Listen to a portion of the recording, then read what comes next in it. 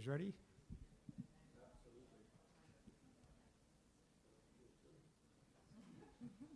That was quick.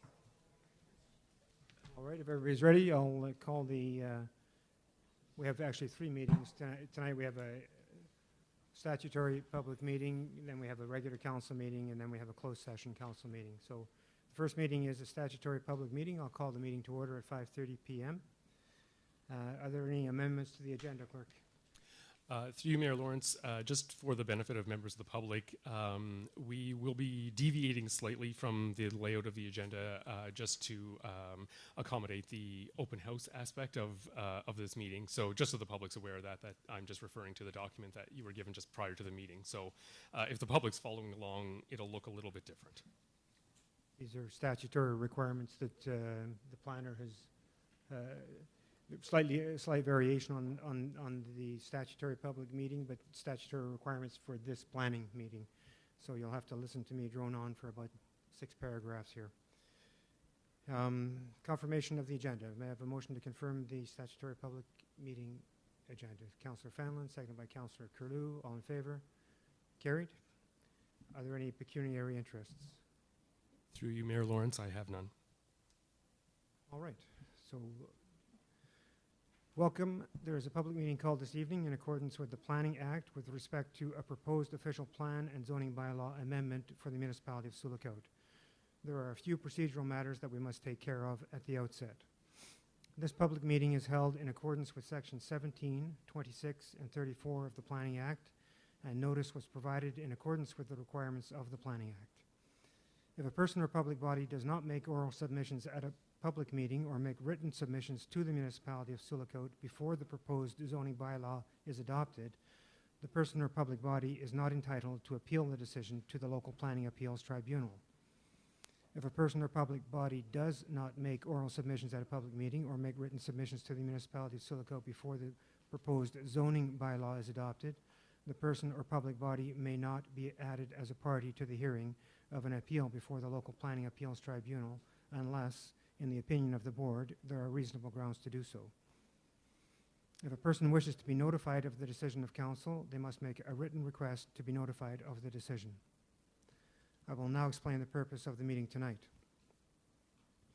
The purpose of the public meeting is to inform the public of the details of the proposed official plan update and zoning bylaw update and provide the public with an opportunity to provide comments on the documents.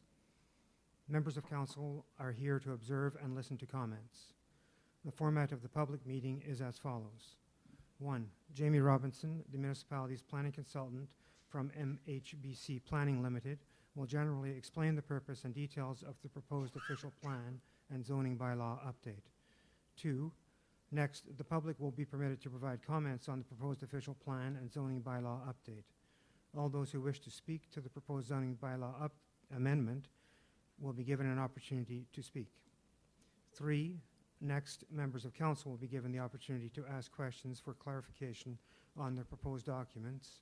And 4, next, the public portion of the meeting will be closed. All those providing comments are also encouraged to provide written comments. After this public meeting is concluded, the planning consultant will prepare a staff report to council that summarizes the comments that have been provided by the public. The staff report will also make a recommendation to council regarding the proposed official plan and zoning bylaw updates.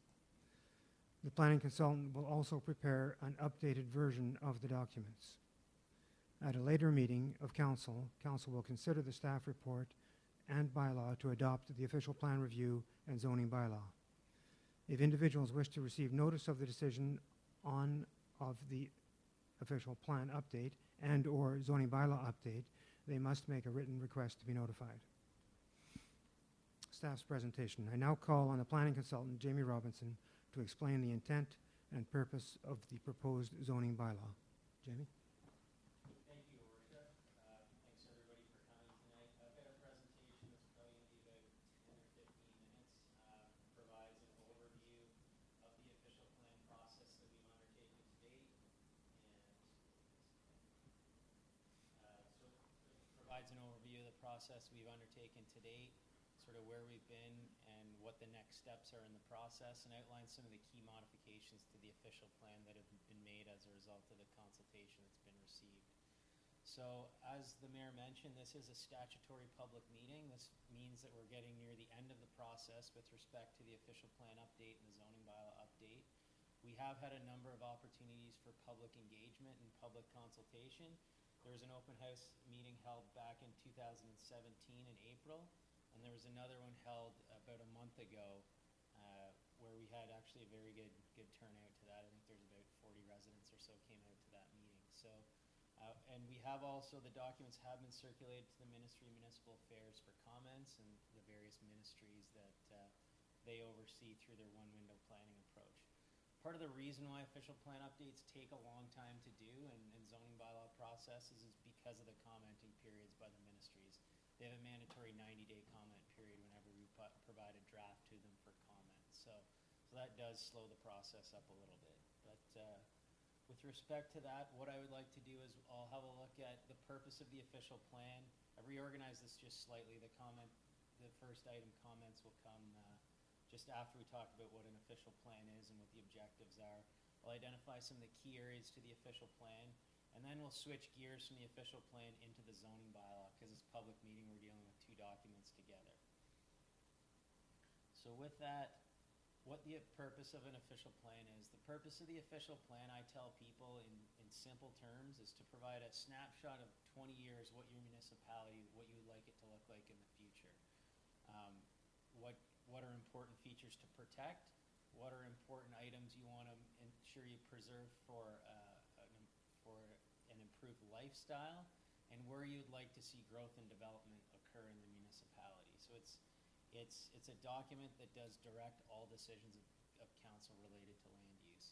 And it's a document that council has to conform with in terms of any of their decisions that are made. So really what the objectives are and why we're undertaking this exercise. First off, official plan reviews are mandated by the province. The Planning Act requires us to undertake one. It was every 5 years. They modified it to be every 10 years if you do a new official plan.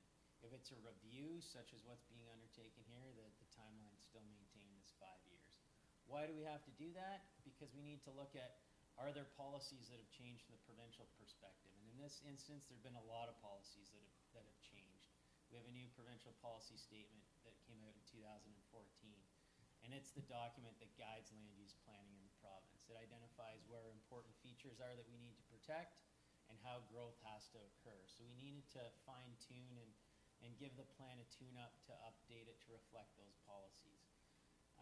What our official plan also does is it's an economic development tool. It identifies areas that we sort of pre-designate for additional economic activity, and you'll see that in some of the later slides as I go on. What we've tried to do is make the plan as flexible as possible to provide additional opportunities for investment in the community, but also to protect those key features and key areas that are valuable to the community as well. And one of the key things it does is, with respect to that, is maintain the character of the area. Landowners like to have an assurance when they purchase a property or invest in something that there's going to be similar land uses in proximity to them, and that their investment is protected over the long term. And ultimately, it's the character of the area that helps to do that. So in terms of comments that were provided on the document, we heard comments from municipal staff. We've sat down with a number of councillors and received written comments from a number of councillors. We've received comments from various ministries and other members of the public as well. We've prepared a comment summary table of all the public comments that have been provided on the official plan, and that can be found on the municipality's website. We've prepared responses to those comments as well. Just in terms of, this slide provides a bit of an overview of some of the key modifications, and I've got some key theme area slides I'll go through in a bit more detail. I'm not going to focus on all of these, but one of the key things we've done is provide for some additional designation of additional residential lands in Urban Sioux Lookout, and I'll show you the location in a moment. We've identified some additional employment lands, and what employment lands are areas where industrial activities might occur, and those are located just to the east of Sioux Lookout urban area, and it's really focused on this potential for a transload facility to deal with ring of fire opportunities related to that. We've identified some additional wording related to Cedar Bay and its importance from a lifestyle perspective. We've included some affordable housing definitions and some information and some encouragement for affordable housing opportunities. We've identified some reduced intensification targets for the settlement areas. And then we've also included some second dwelling unit policies. And what second dwelling units are, those are, for example, in a detached house, you might have a basement apartment, or you might have an apartment above a garage, for example. And the province requires us to allow for those in certain instances. So we've done that in the official plan and the zoning bylaw. So just in terms of elaborating a little bit more on the growth and settlement aspect of it, we did undertake a growth management study at the outset of this project to identify if additional lands are needed. What the province does is they require us to be pretty frugal in terms of how much land is available to be designated for additional employment and residential uses. Essentially, the future demand has to match the supply. You can't have an oversupply of land that's designated.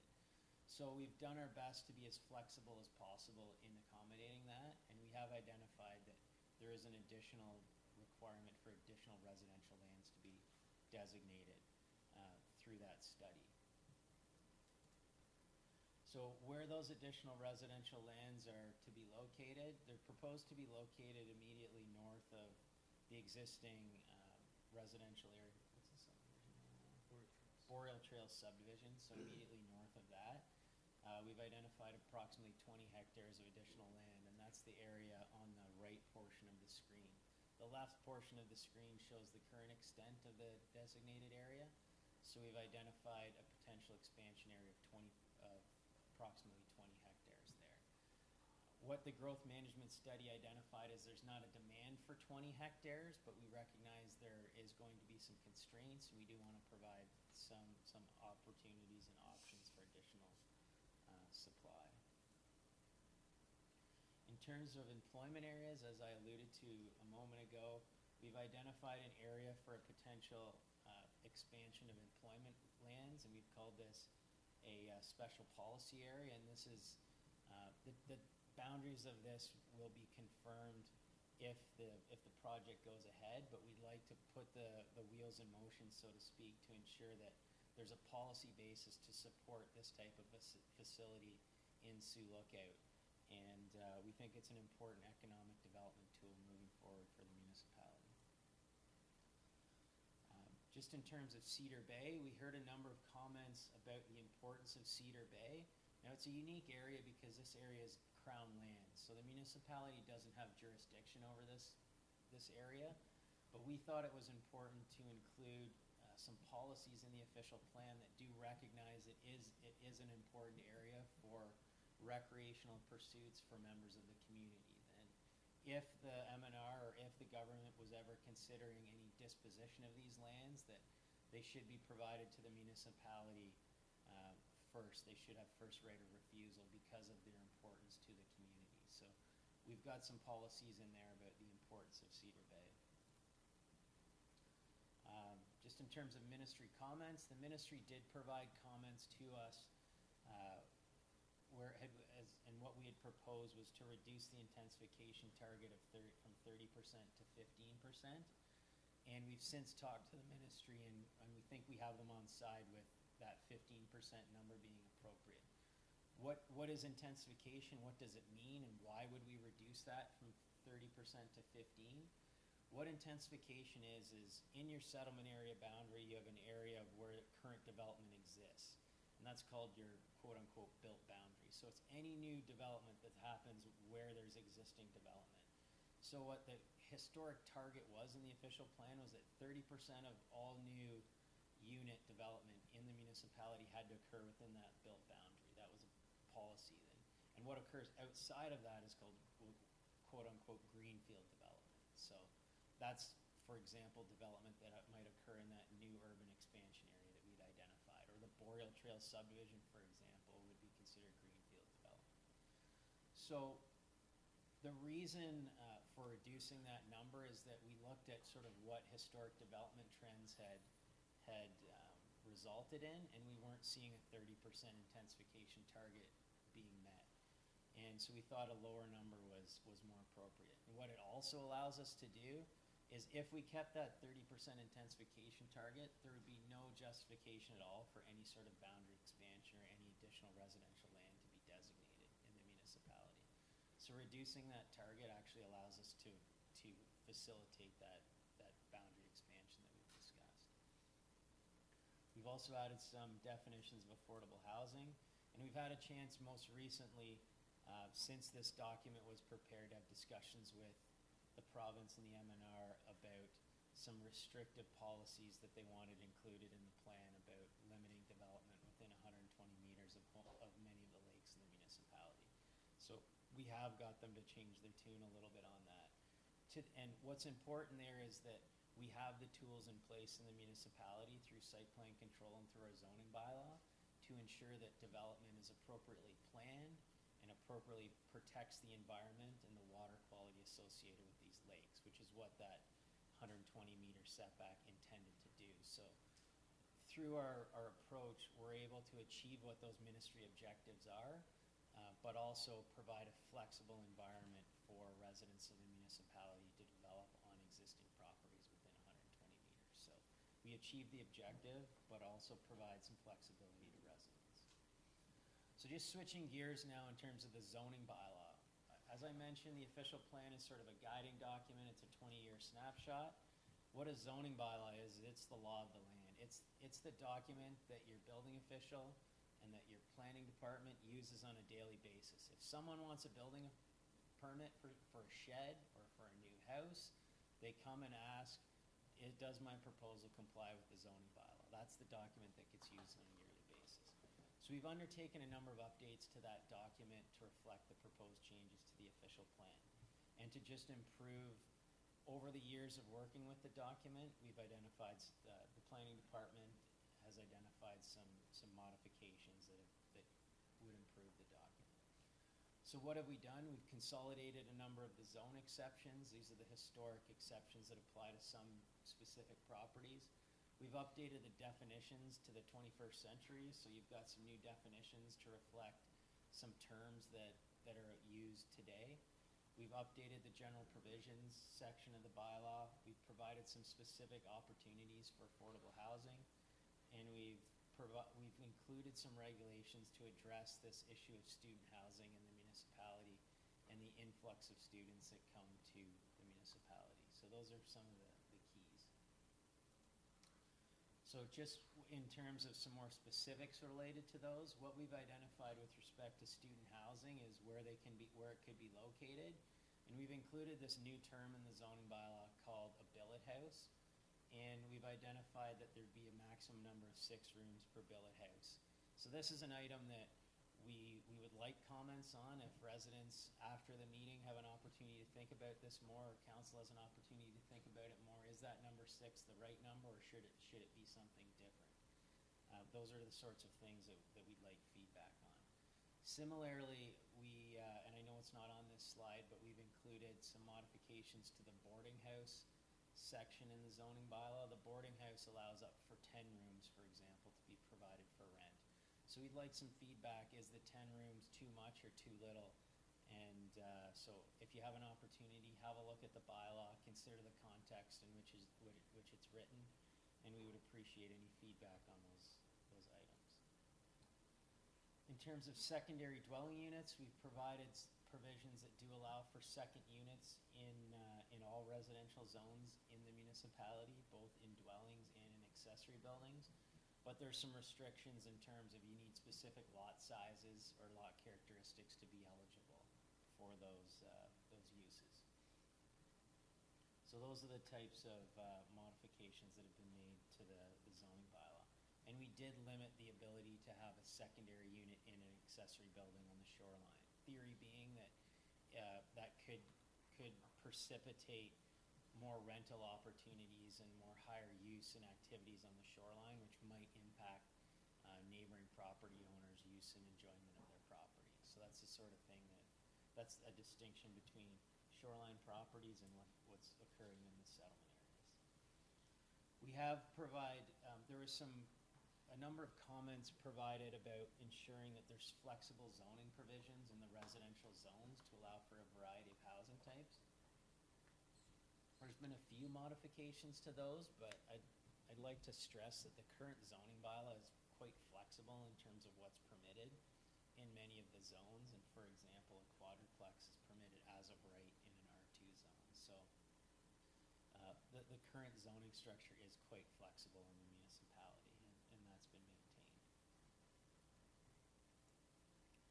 So in terms of next steps, where do we go after this meeting? Our intent is to receive comments tonight from the public and from council.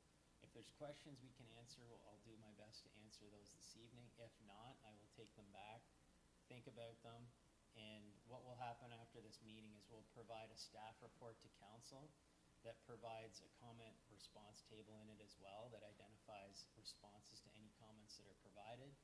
And that staff report will include a recommendation to council to adopt the proposed official plan and enact the zoning bylaw. So that's where we go from now. Now, with respect to the official plan, council isn't the approval authority of this document. They adopt it, but then it gets shipped off to the Ministry of Municipal Affairs for approval. I will tell you that we have been in contact with the Municipal Affairs. They did review the first draft, and I did get comments from them on the second draft, verbal comments. I had an opportunity to meet with them. They weren't, the ministry wasn't permitted to provide written comments before the elections. We had a great opportunity to meet with them. And our anticipation is that hopefully that approval process is streamlined as a result of those as a result of those discussions. But they do have statutory permission, or they have the statutory allowance to take 30 days to comment on it. But we hope, 90 days to provide their response back. We hope it's quicker than that. So that's our next steps. That's where we go from here. I think that's all I've got for my presentation. I'll just encourage, if there's any comments, to be respectful of everybody's time in the room. If you can provide me with written comments after the meeting, we'll make sure that we've got your comments articulated appropriately, and we do provide an appropriate response to them in that fashion. So with respect to that, I'll turn it back over to your worship to, I think, give some words about proceeding. Thank you. Thank you. The next section will be public questions and comments. Are there any persons present who have comments on the proposed zoning bylaw?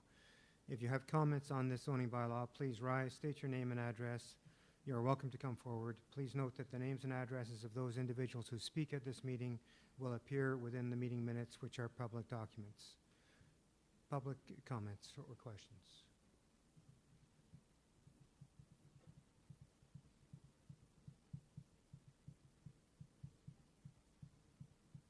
There being none, I'll move on to council questions. Did I miss anybody have a hand up? Nope. Council questions. Are there any questions for clarification from council? Council is reminded that there will be an opportunity to debate the issue at a subsequent meeting. Questions from council? Councillor Bath. Yeah, just a couple of questions, and Jamie actually brought up one of them. The boarding house one, it's paragraph 4.8, it has 10 rooms. I think that's excessive. Particularly now we're looking at a mat tax where we're trying to look at chasing people who are accommodating in town into the hotels and motels, and to have a boarding house with 10 units is excessive. So I would suggest we have to reduce that to, I'm going to say 4 or 5 or whatever. 4 probably is a nice number for me, so I'll use that. That was one comment. The other one is I'd like to go to the zone descriptions, the actual zoning descriptions, and remove the minimum floor area from all zones. We have fairly restrictive floor areas for residences. We've reduced them a little bit from last time, and I think we should just remove them. We let the builder and the planning department look at what size is appropriate. That's having a minimum floor area in the zoning bylaws is certainly not internationally looked at or nationally looked at. It's something we do in Silica. And I think that was the only two I had, actually. Councillor Curlew. Thank you, and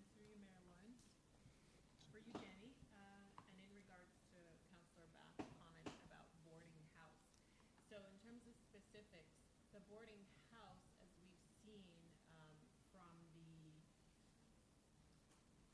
Indigenous organizations, having purchased a home specifically to house students. So if we were to say go on principle of John's comment, wouldn't that hinder them from having 10 room in that house if it's a big house for students? Just to follow his line of thinking.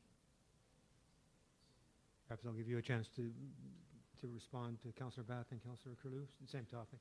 So, through your worship, just in terms of the boarding house comment, the bylaws always had a section dealing with boarding houses and permissions for boarding houses. We recognize that the student housing issue is different than what a boarding house is. So what that did in our mind was precipitated a need for a different definition or a different kind of terminology to be used. So that's what precipitated this definition of a billet house. It's not something I've seen in any other municipality, but this is a unique situation and it's something that's evolving all the time. So we wanted to separate what your traditional boarding house is, where you rent a room in that house and you pay for a meal and you pay for that room, from what the student accommodation is. So they're two separate things. I'm not sure if that entirely answers your question, but we wanted to recognize that there's a distinction between the two, and that's why that was done. Just with respect to the follow-up in Ms. Councillor Bass' second question was related to minimum dwelling size, and he made a comment that other municipalities don't employ that. That's true. Some municipalities have a minimum dwelling size, some don't. What this zoning bylaw currently has, and it's a carryover from the historic bylaws, it does establish minimum dwelling sizes for a number of residential zones. Most municipalities that I'm aware of kind of leave that up to the Building Code Act right now, as they don't include it in the zoning bylaw and they let the building code deal with it. And I'll let council know that was, if I recall correctly, at the housing summit in the session that Councillor Timpson and I were in, was that's something we talked about, was the opportunity to reduce that or take that out of the planning document, because and it should just be something that's left up to the building code to set those minimum standards. That why do we have these arbitrary numbers in the planning document? So I think it's something that we can remove if that's sort of the will of people, and we've had those comments historically. So.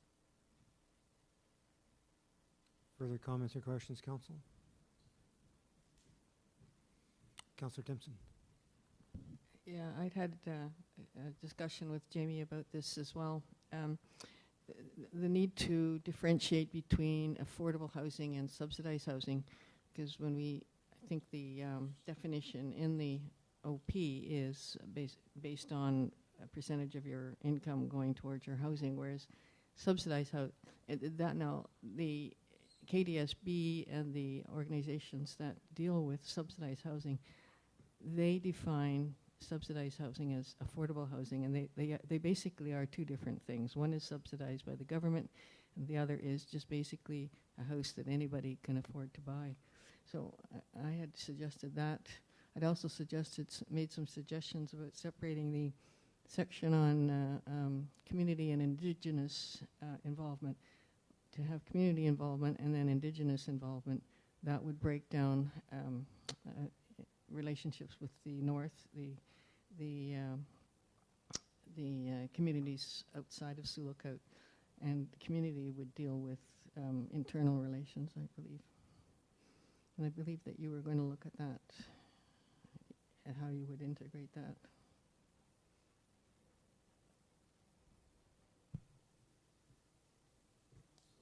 Go ahead. To your worship, I'm not sure there's a whole lot to comment on there, but yes, we did have a discussion about some wordsmithing to improve the community and Indigenous engagement section, which I think would provide a distinction between two different types of engagement. Now it's kind of rolled into one, just to provide some clarity there, and I think there's some good suggestions there.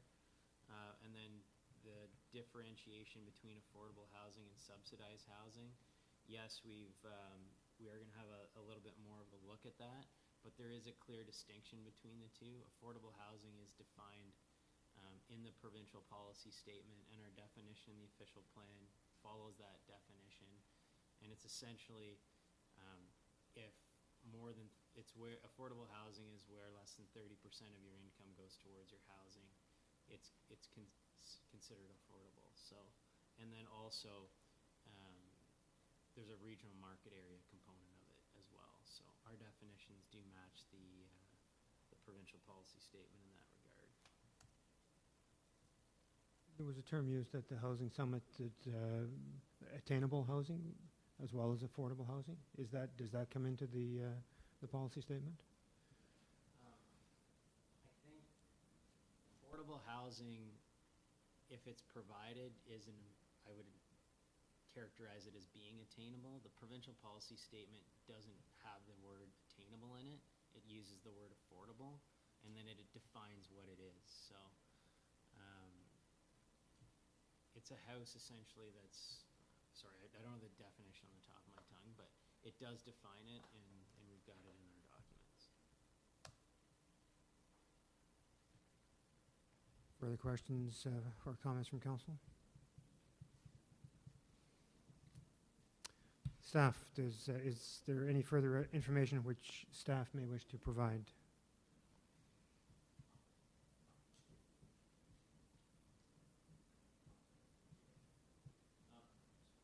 Just that we will take any and all the comments that were provided tonight by council, and if there's any that come in from the public, we encourage them to come in as soon as possible so that we can consider those comments and provide a response to them in advance of the documents coming forward for adoption at council. So as soon as possible, and everything's available on the website, all of the documents, the comment summary tables, and any of the background information that's been completed to date. So I would encourage individuals that are interested to have a look at that. And we have provided a significant length of opportunity and number of opportunities for consultation so far. So I would suggest that that's probably the reason why we don't have anyone here tonight, is we've addressed a lot of the concerns that have been raised throughout the process. We don't have the comments tonight.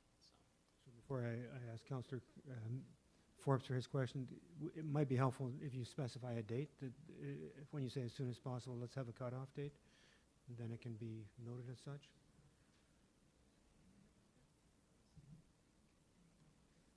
Mr. Brinkman says July 19th, but I think I'd like to be a little bit more flexible.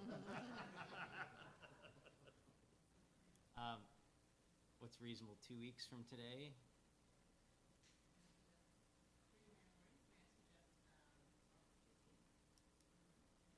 Sure.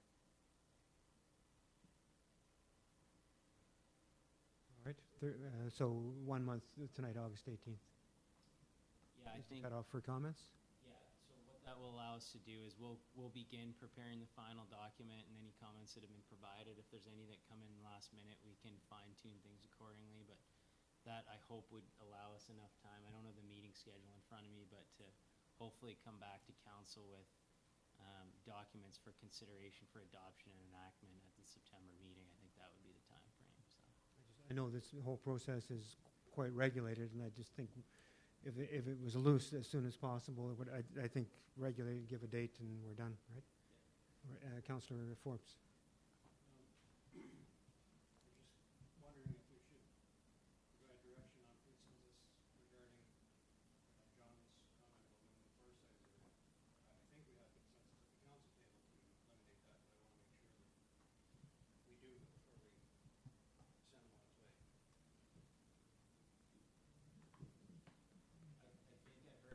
I've seen a lot of nods around the table, so I'm. So I guess I'll just ask for consent. Is council satisfied that we remove the specified requirement for minimum floor size and let the building code, the clauses of the building code dictate, and which sounds like would be more or less conforming to most municipalities? Is that agreeable to council? Agreed. Looking at the wrong person? Agreed. So you have that direction. Anything further?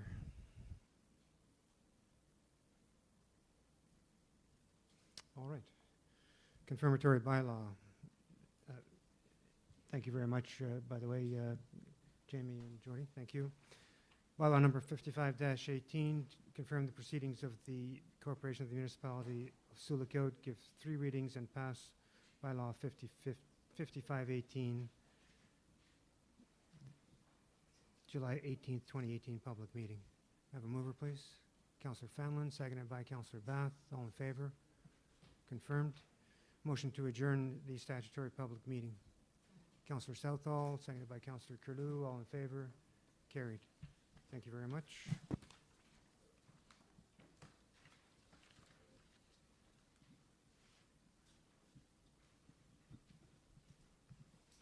We'll now move to the regular council meeting. I'll call the regular council meeting July 18th to order at 6:05 p.m. Introduction of amendments to the agenda. Through you, Mayor Lawrence, I have none. I have a motion to confirm the agenda for the regular council meeting of July 18th. Councillor Curlew, seconded by Councillor Bath. All in favor? Carried. Declarations of pecuniary interest. Through you, Mayor Lawrence, I have none. Adoption of minutes. Motion to adopt the minutes of the following meetings. July 3rd, 2018 special council meeting, June 25th, 2018 special council meeting, Silicon Hydro shareholder meeting, and June 20th, 2018 regular council meeting. I have a mover, please.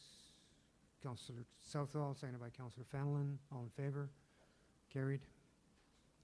Determination of items requiring separate discussion.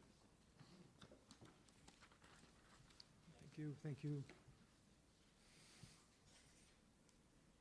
Staff reports. Number 1, municipal accommodation tax. 18, lifted.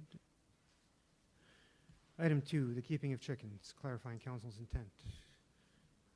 Lifted. Ontario Community Infrastructure Fund 2018 top-up application.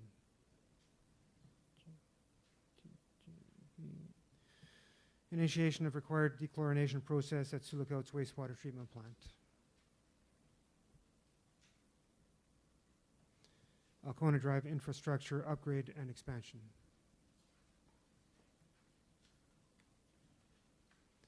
Day Block 56 Front Street. Charity rebate program amendment.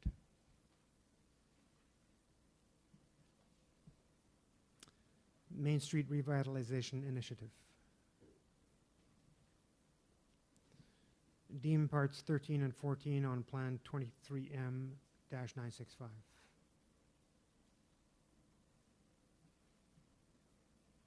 Cancel August 2018 regular council meeting. Restricted Acts lame duck period, delegation of authority provisions.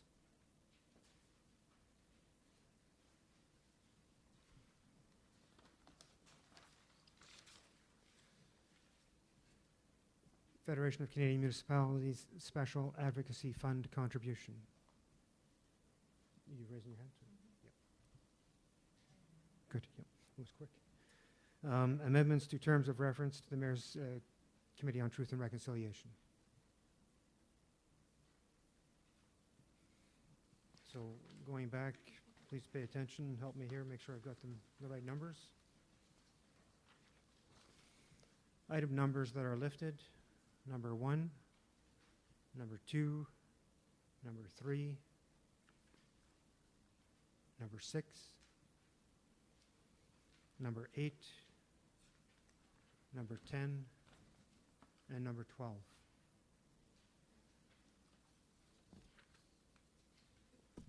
Could we lift number 13, the terms of I'm sorry if it was 13, terms of reference for the, yeah.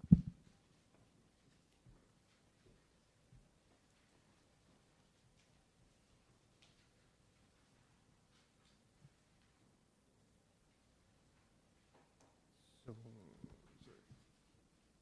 1, 2, 3, 6, 8, 10, 12, and 13. Adoption of items not requiring separate discussion. Motion to adopt the following items. Items 4, 5, 7, 9, 11,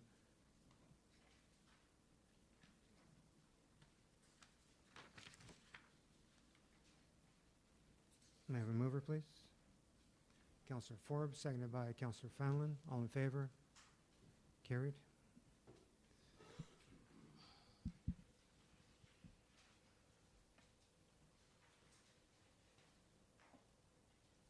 Delegations. Presentations. We have two delegations, both from the Chamber of Commerce. So we'll start with item 1. And if you'd like to step forward to the microphone. Whoever, was it Katie Positano, the president? Certain, yep. Come on over to the, I think that's fine, right, Mr. Clerk? Yep. Come on over and just state your name and your position with the chamber, and make your presentation on the deferral of MAT tax decision. My name is Brian Neufeld. I'm one of the board members of the Chamber of Commerce. With regard to the MAT tax, the Chamber of Commerce has received a number of letters from our members requesting the deferral of the implementation of the MAT tax until after the October election. Most of the reactions have been, I would say, negative. They have not been able to see the upside to their business that the MAT tax will provide to our town, and so we would like to propose the delay in an effort to better harmonize that messaging. We're not certain, and they're not certain, what the plan will be if there's a new council, and they would like to see more benefits, and so some consultation with the town would be our request. That's the gist of our delegation with regards to that. The MAT tax is a lifted item on the agenda tonight, so I think what we'll do is when we get to that in the discussion, then it'll be council comments, public comments, and we'll do the discussion then rather than doing it twice. Okay? So we'll just, if that's the limit of that, that's okay with council, we'll do that discussion on item, I think it's item 1, yeah, on the agenda. And that's good with you? Good. So stand up and sit down and present yourself for item 2. My name is Brian Neufeld. As a board member of the Chamber of Commerce, I will be presenting a delegation to council. This delegation, thank you, Mayor Lawrence, councillors. This delegation is with regards to amending bylaw 610. We have submitted, I believe, the information to council previously, so if everybody has that, I'll just give the abbreviated version. We'd like to see two things happen with regard to with regard to procurement within the municipality. So the first would be, we would ask that council would build and maintain an up-to-date list of local contractors and businesses and the services that they provide, which could then be utilized to kind of maximize those services where possible. And that would fall kind of into the two parts of the amendment we would ask. So we would ask that bylaw 610 be amended from every reasonable effort to require that every department head or authorized person, when making a purchase exceeding $5,000 or greater, contacts the persons or people on that list so that those businesses are aware of and have the opportunity to bid for services being tendered out by our town. A number of our members have felt that maybe they weren't aware of those opportunities, and so we would ask that the town council utilize that list to maintain as much local support as we can. Further to that request, we would ask that whenever a tender is granted by town council to an organization outside the municipality, that they also be provided with that list so that they are aware of the services found within our town, so that if they're in need of electricians, plumbers, mechanics, anything like that, they can utilize those services more effectively. Finally, we would ask that there be a provision in any tender in excess of $75,000 that requires 25% of that tender's value to be spent within the municipality on either those services, accommodations, or other similar items in an effort to continue keeping as much of the money that flows into Sioux Lookout in Sioux Lookout. We look forward to working with you. That'd be it. Okay, so this item isn't on the agenda tonight, and there won't be a decision tonight. Obviously. But I will, if does council have any questions for the chamber?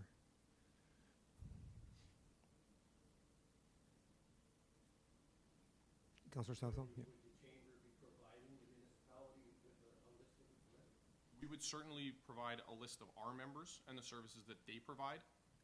But we would offer that opportunity to outside members as well to be included in our list, but I don't know that we would necessarily put the onus on us to collect every single one. But certainly for our members, that would be an ongoing service we offered.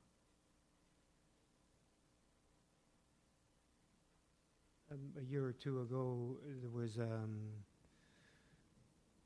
initiative that the municipality helped to facilitate with the chamber to try to put a construction association together. And the very thing you're talking about was part of what was looked at, that list that would be made available to outside bidders bidding on work. It didn't get traction with chamber members, or neither did the construction association. I'm not sure if is it the municipality's responsibility to do that when we couldn't get traction at that time from the chamber or a construction association. We would obviously feel that there would be traction within our membership. I can't imagine any business member not being interested in promoting their services. I obviously wasn't here 2 years ago for that experience with the chamber, but we have, I guess, since felt that another re-energized approach maybe is worth a look. And so we would be happy to maintain the list for our members and offer, I feel like it's pretty easy to send a mass email to electrical contractors. And we'll provide you with our ones, and anyone outside of us would be, I think, able to let you know that they are also one and would like to be included as such. Councillor Forms. I've got no real issue with either of them, especially the first one. I'm a little concerned about the second one. And I'm wondering, just because of the size of the municipality, we go ahead with that, and they can't accommodate that. Does that mean the tender falls through? I guess what I'm asking the chamber is, have you guys done any research on this ask in other areas of the province and other municipalities? Yeah, so Fort Francis already has a similar program in place for their tendering, which you would be able to look up. Same as we did, and we could provide for you if you'd like. And I don't know how many other municipalities would follow this, but there is obviously a precedent for it. And it would usually be just levied as a penalty if you failed to comply. So it wouldn't prevent you from tendering, but if you felt you couldn't utilize it, it would obviously raise the cost of your tender.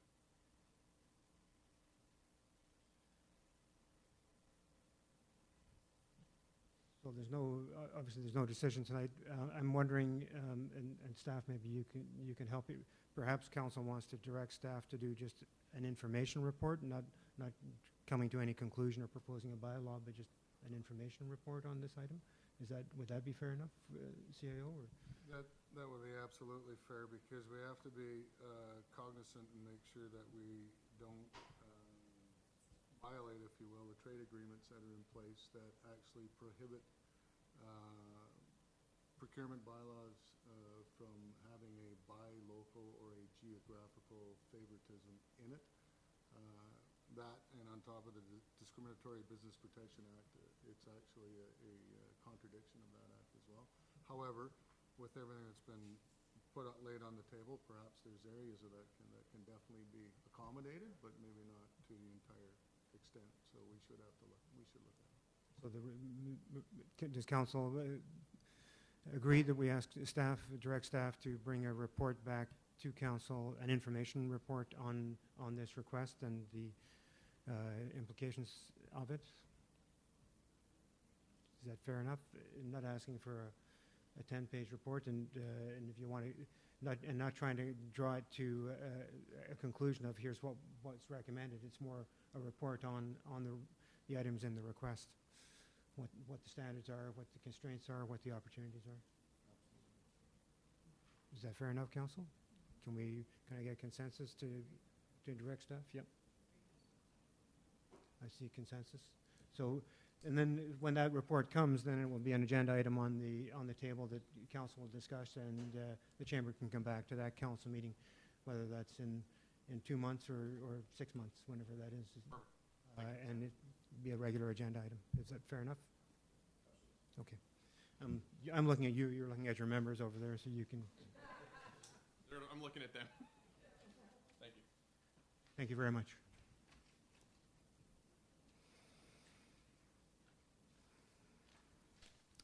Consideration of items requiring separate discussion. Item 1, 2018 Municipal Accommodation Tax Bylaw 41-18. The Council authorizes the passing of Bylaw 41-18, being a bylaw to impose municipal accommodation tax on purchase of transient accommodation in the municipality of Sioux Lookout. May I have a mover, please? Councillor Bath, seconded by Councillor Southall. Discussion. So I'll open up the discussion to the council table, and then I'll go to the public, and then back to the council table. So starting at the council table. Councillor Timpson? Yes, I think that there's still a few unanswered questions about this tax, and there had been a expression of concern about the effect this could have on the First Nations Health Authority. Whether it would affect their budget or not, I'm not sure. I think it's covered by, those accommodations are covered by non-insured. But I haven't got a full answer on that as yet. I think we need to look at exempting some of the smaller, more vulnerable businesses, such as the motels, which I notice are a separate category, along with the B&Bs, which are exempted. But I also think that we should be honoring the request from the Chamber of Commerce to conduct more consultation with them as to the implications, and the Chamber, as the group that would be receiving the funds, I think we would need to be sorting that out in more detail with them before we move on this, and in a way that would benefit those who are going to be taxed.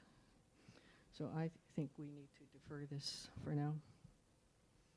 Further, Councillor Bath. Yeah, I kind of agree with Councillor Timpson on most of those points. The idea of having the tax to help out with property taxes is great. The original discussions about it talked about leveling the playing field, and in fact, it's not done that at all. It's done the opposite. So we just saw it in the zoning bylaw with boarding houses that actually is affecting it, and we would probably take them out of the tax people with the way this is set up. So I kind of agree with, and I certainly would want to support the Chamber to delay it. I think maybe we need a third party to be the decision maker. I don't think council is. I think we're too close to it. I believe that the Chamber is too close to it, and I think certainly the tourist organizations are far too close to it to make a proper decision. So maybe we need to go outside and have a consultant look at this. I mean, think of the word, it's going to cost some money, but I don't think we're ever going to come to a satisfactory conclusion if we keep doing it ourselves. Councillor Curlew. Through you, Mayor Lawrence, and I do agree with essentially the previous comments.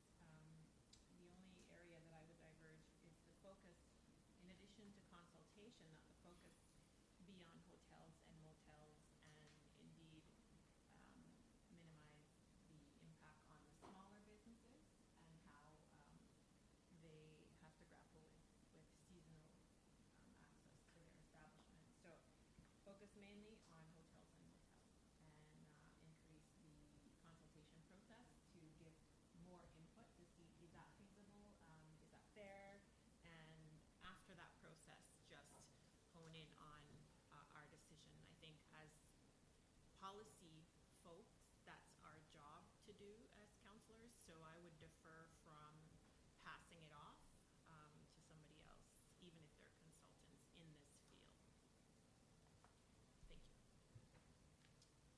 Further comments, Council? Councillor Forbes. I'd like to get an idea from John what benefit a consultant would bring.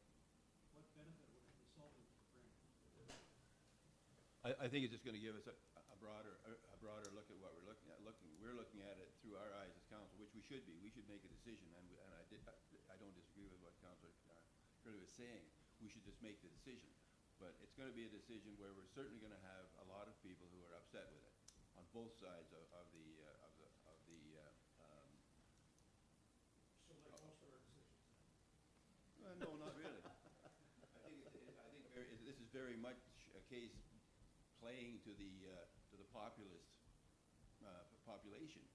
If you do it, because obviously it's a populist group that doesn't want it. Tourist operators don't want it, and they're going to yell loud.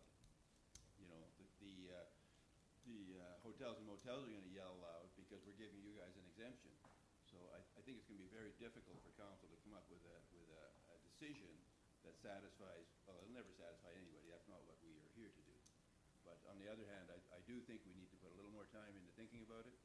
And personally, I think if we're gonna do it, we tax everybody.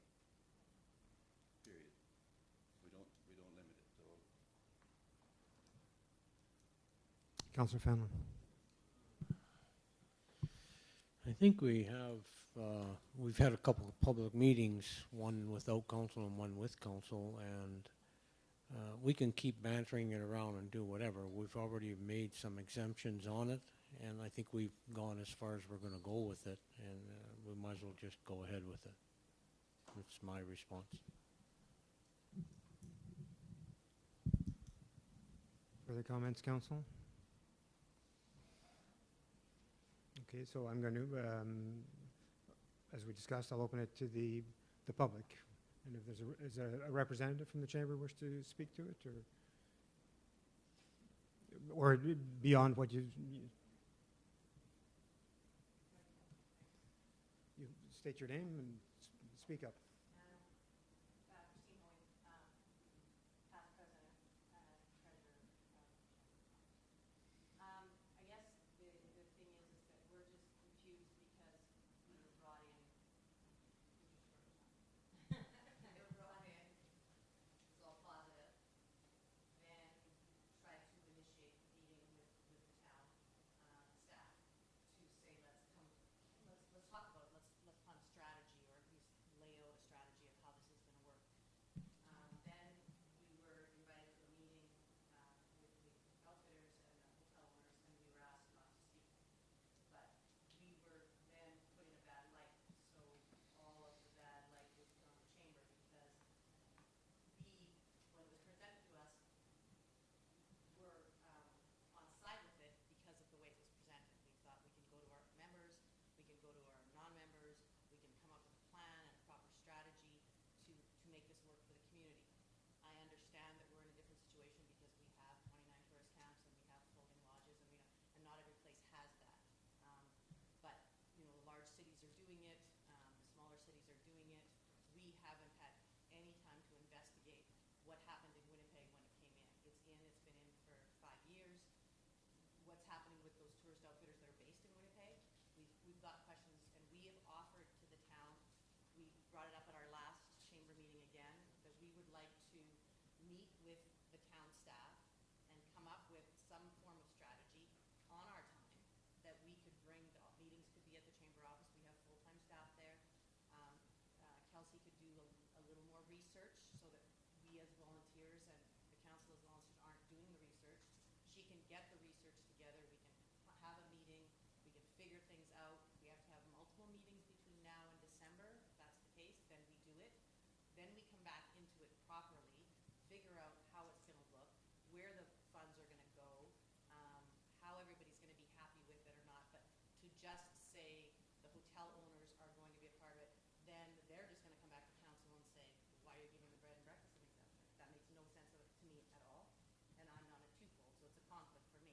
But it doesn't make sense why bed and breakfasts would be exempt from it when they're based in the community. So I think we need to do more research, and we're willing to do the work if the town will allow us to work with the staff and set up, like I said, some sort of subcommittee. It shouldn't cost any money. It just would be the time for both us and the town staff to attend. And then all of these questions can go into a file, and if we don't know the answers to them, that's maybe when we can seek outside help. Thank you. Thank you. Any further members of the public? And if you're representing the chamber, I guess I don't want to assume that everybody's sitting there as chamber member, though. Okay, back to the council table. Further comments or discussion? Councillor Timpson. Well, I think that in our strategic plan, we've emphasized that we want to support local businesses and that we want to consult the community and engage the community. And I think what the chamber is offering is very generous on their part, and I think we should work with them on this issue. further comments, questions?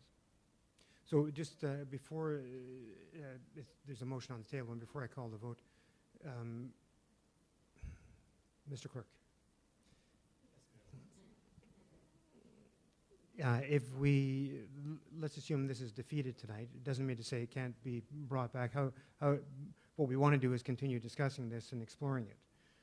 We don't want to defeat it and then put ourselves in a position where we have to have a motion to reconsider and whatever, because how do we, let's assume there's 4 people sitting at this table who want to defer this. How do we get to that position without creating problems in the future? Through you, Mayor Lawrence, in that case, the best thing to do is to ask the mover and seconder to if they're prepared to withdraw the motion, and then ask for a new mover and seconder to defer the item.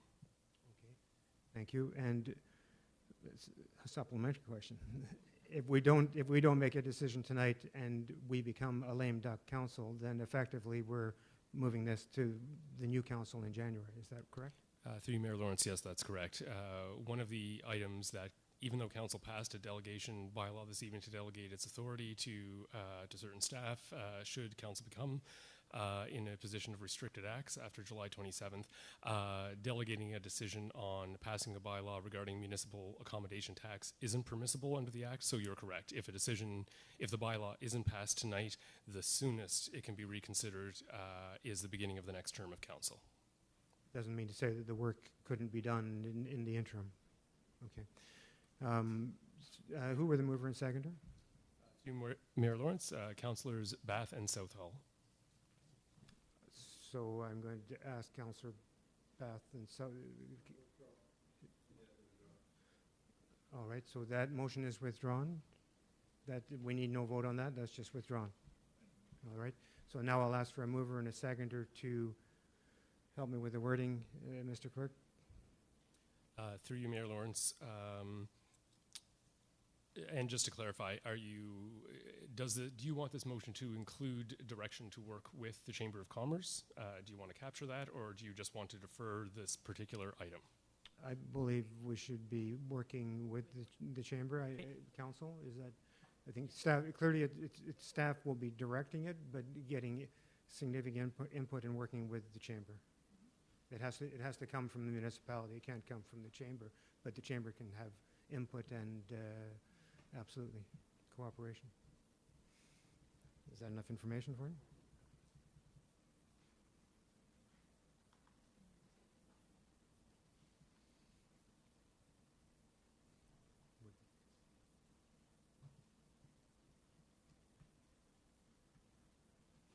And while the clerk is doing that, CIO and Treasurer, any comments here? Any advice to? No.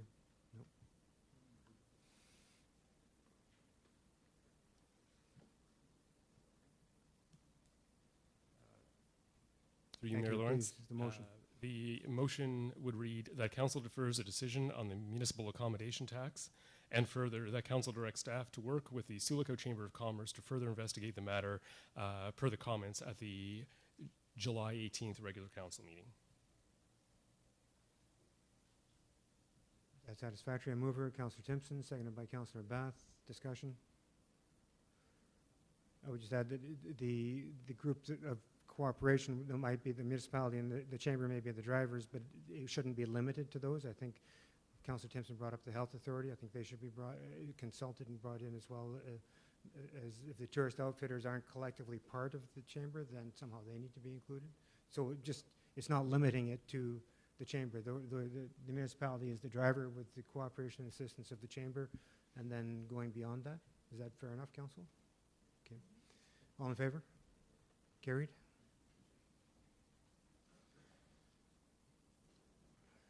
Thank you.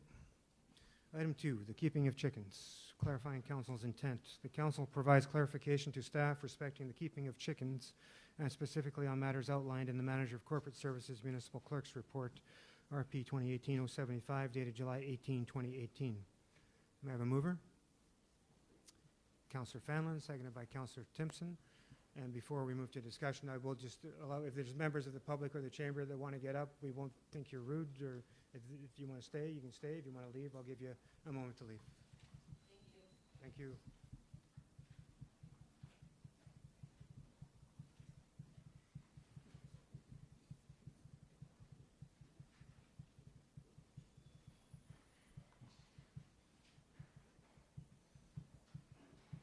This was your opportunity too, Councilman. All right, so the motion is on the table. We had a mover and a seconder. Discussion, Council. Councillor Southall. I think we're getting close here, but my only concern is 2 chickens in multi-residential. I think that's,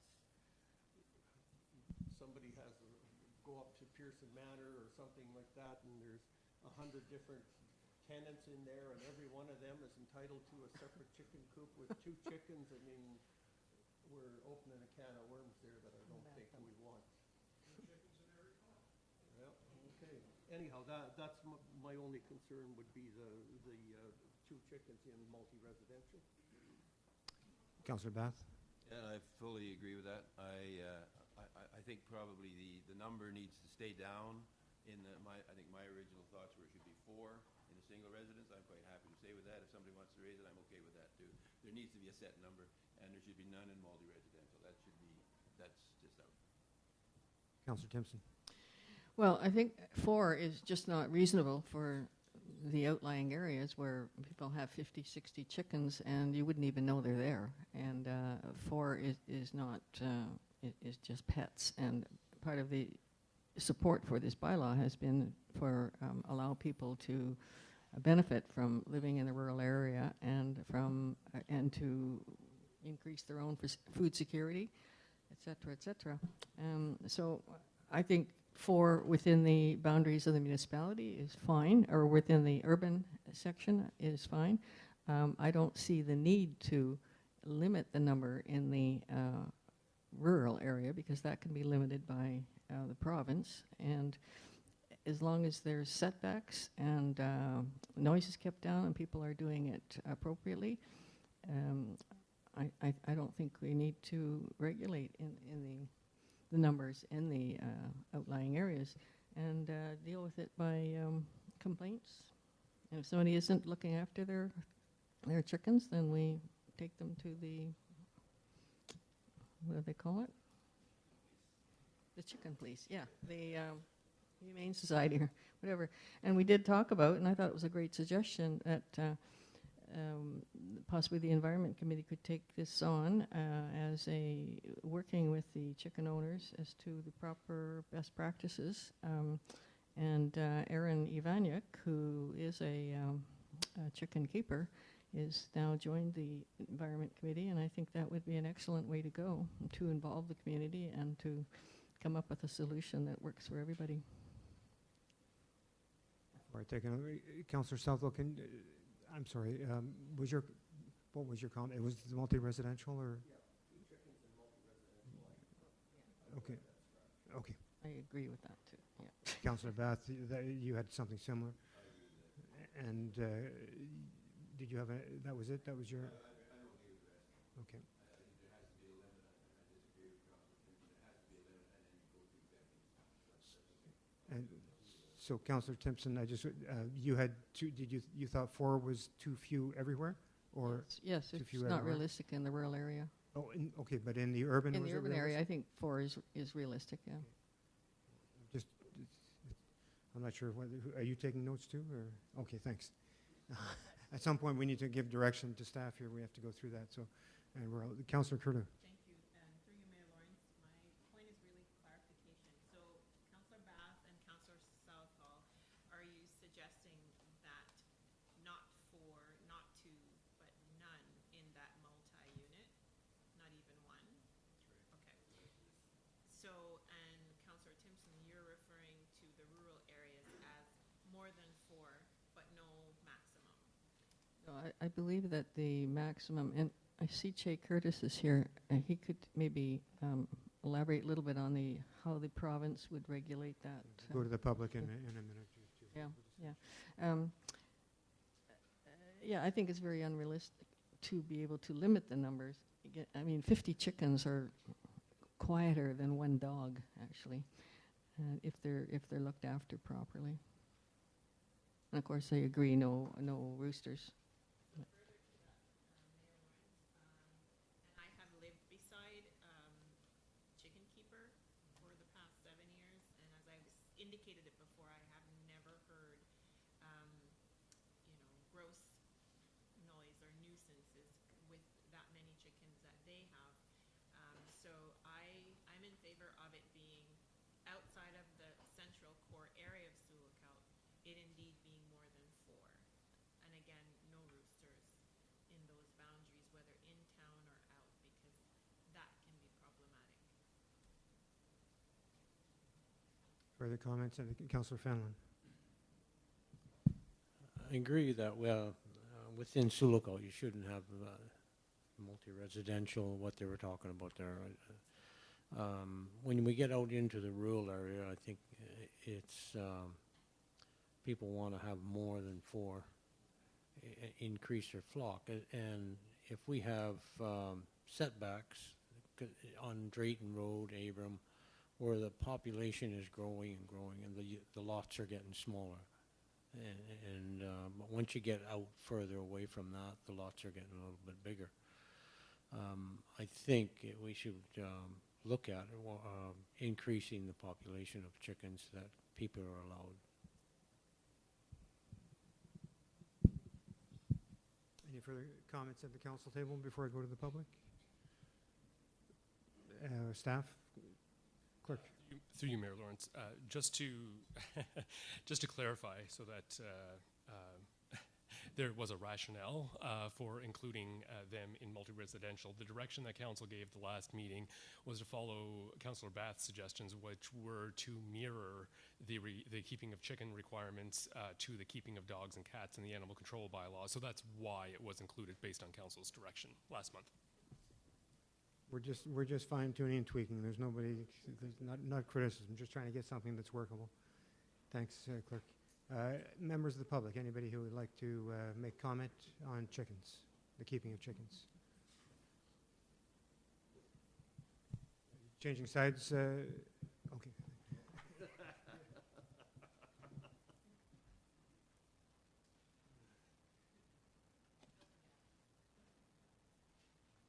Members of the public, anybody who would like to make comments?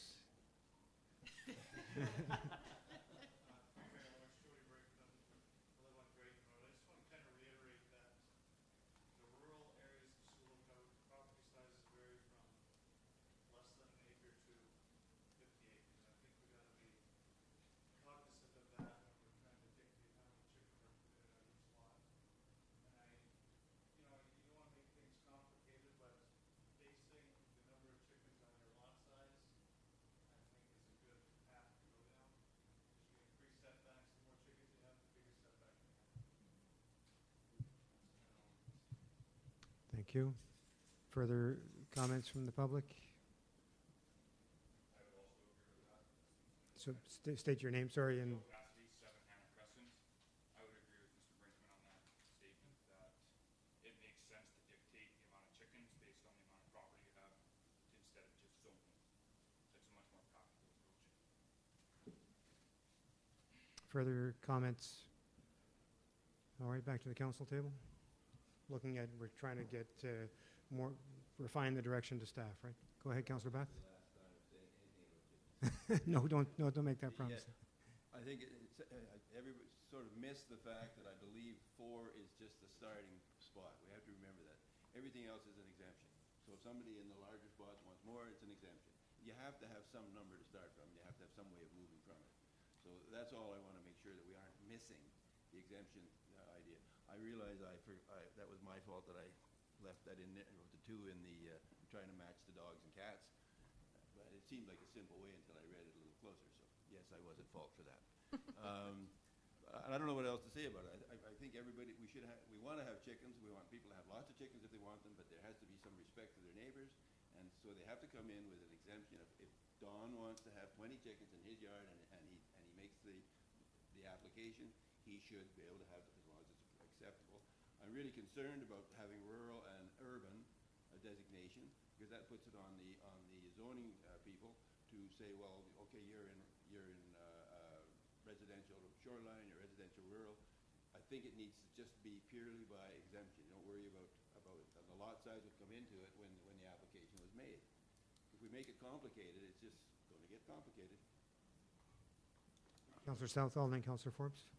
Like, what are we suggesting? Like 10 chickens an acre or No, something? you make a proposal, you want 10, make a proposal to the. I know, but you're gonna have to give some staff some guideline. They'll have to buy it, yeah. So what, are we gonna determine so many chickens per acre? And if you've got 3 acres, you can have 30 chickens, or 20 chickens an acre. I don't know, but is that a reasonable approach? Councillor Forbes first, and then CAO had a comment, and then Councillor Curlew. Yeah, that was kind of my point. I understand what you're saying, John. When they come in for an exemption, you can't just throw it on staff and say, well, we think this is okay, and Well, I think that's a given in bylaws. Staff usually figure out how to get it right. CAO.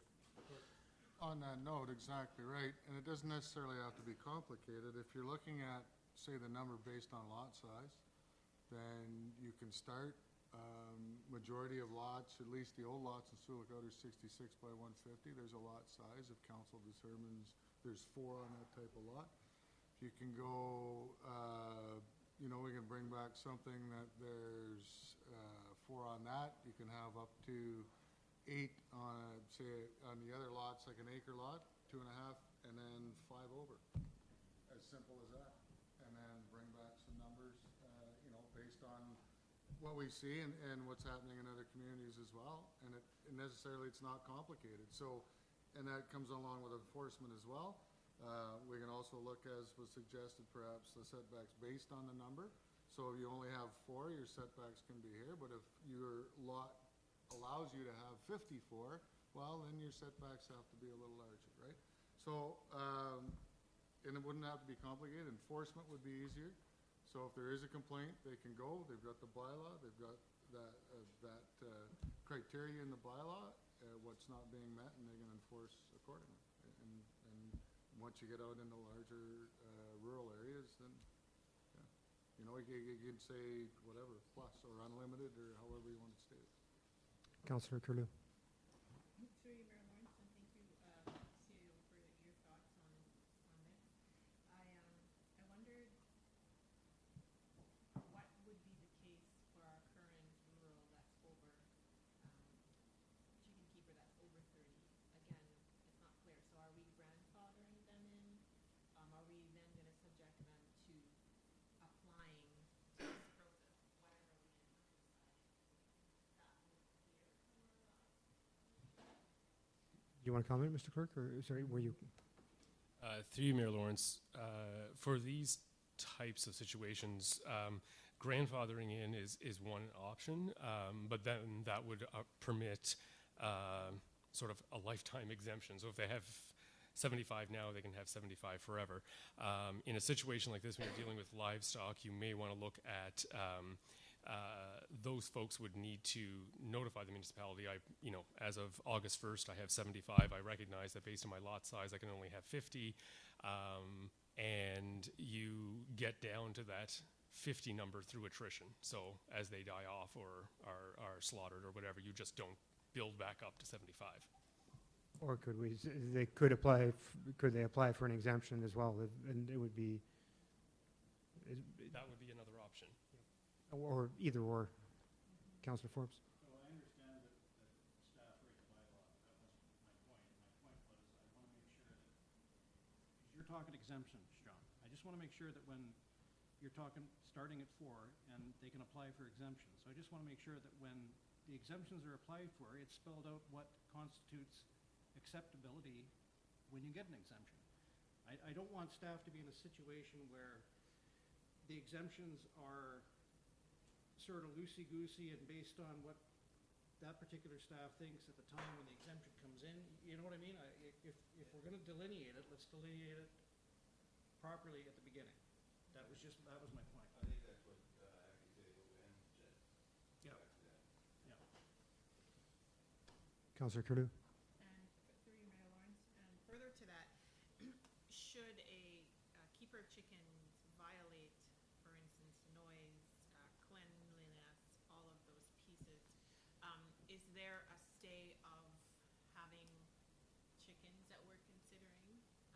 Which, like stay out, meaning you can't have them for a period of time. Have we looked at that? Through you, Mayor Lawrence, presently the animal control bylaw prescribes set fines for specific offenses for, noise and odor and running at large and all that type of thing. There isn't presently a moratorium or a stay, as you're saying. That isn't one of the fines that we can impose. I would need to do a little more research. I'm not sure if we have the authority to restrict it in that particular way. I would need to look into that a little further. further comments, council? Yeah, one of my concerns would be that the staff, the bylaw enforcement officer, had not only to look at applications, but when there are complaints or violations, that there's clarity that allows clear action, and it's not interpreted, too much interpretation. The actions are clear and the violations are clear. So we had a member of the public come in, and they were from the rural, and the complaint wasn't noise, it was largely odor and cleanliness. So are there clauses that the bylaw enforcement officer could enact and address those situations? Through you, Mayor Lawrence, in the animal control bylaw, it does deal with details about cleaning up after your pets. So those provisions could be relied upon. I would defer to the Manager of Development Services to speak to whether or not that can be addressed through the property standards bylaw. I don't know that would cover that.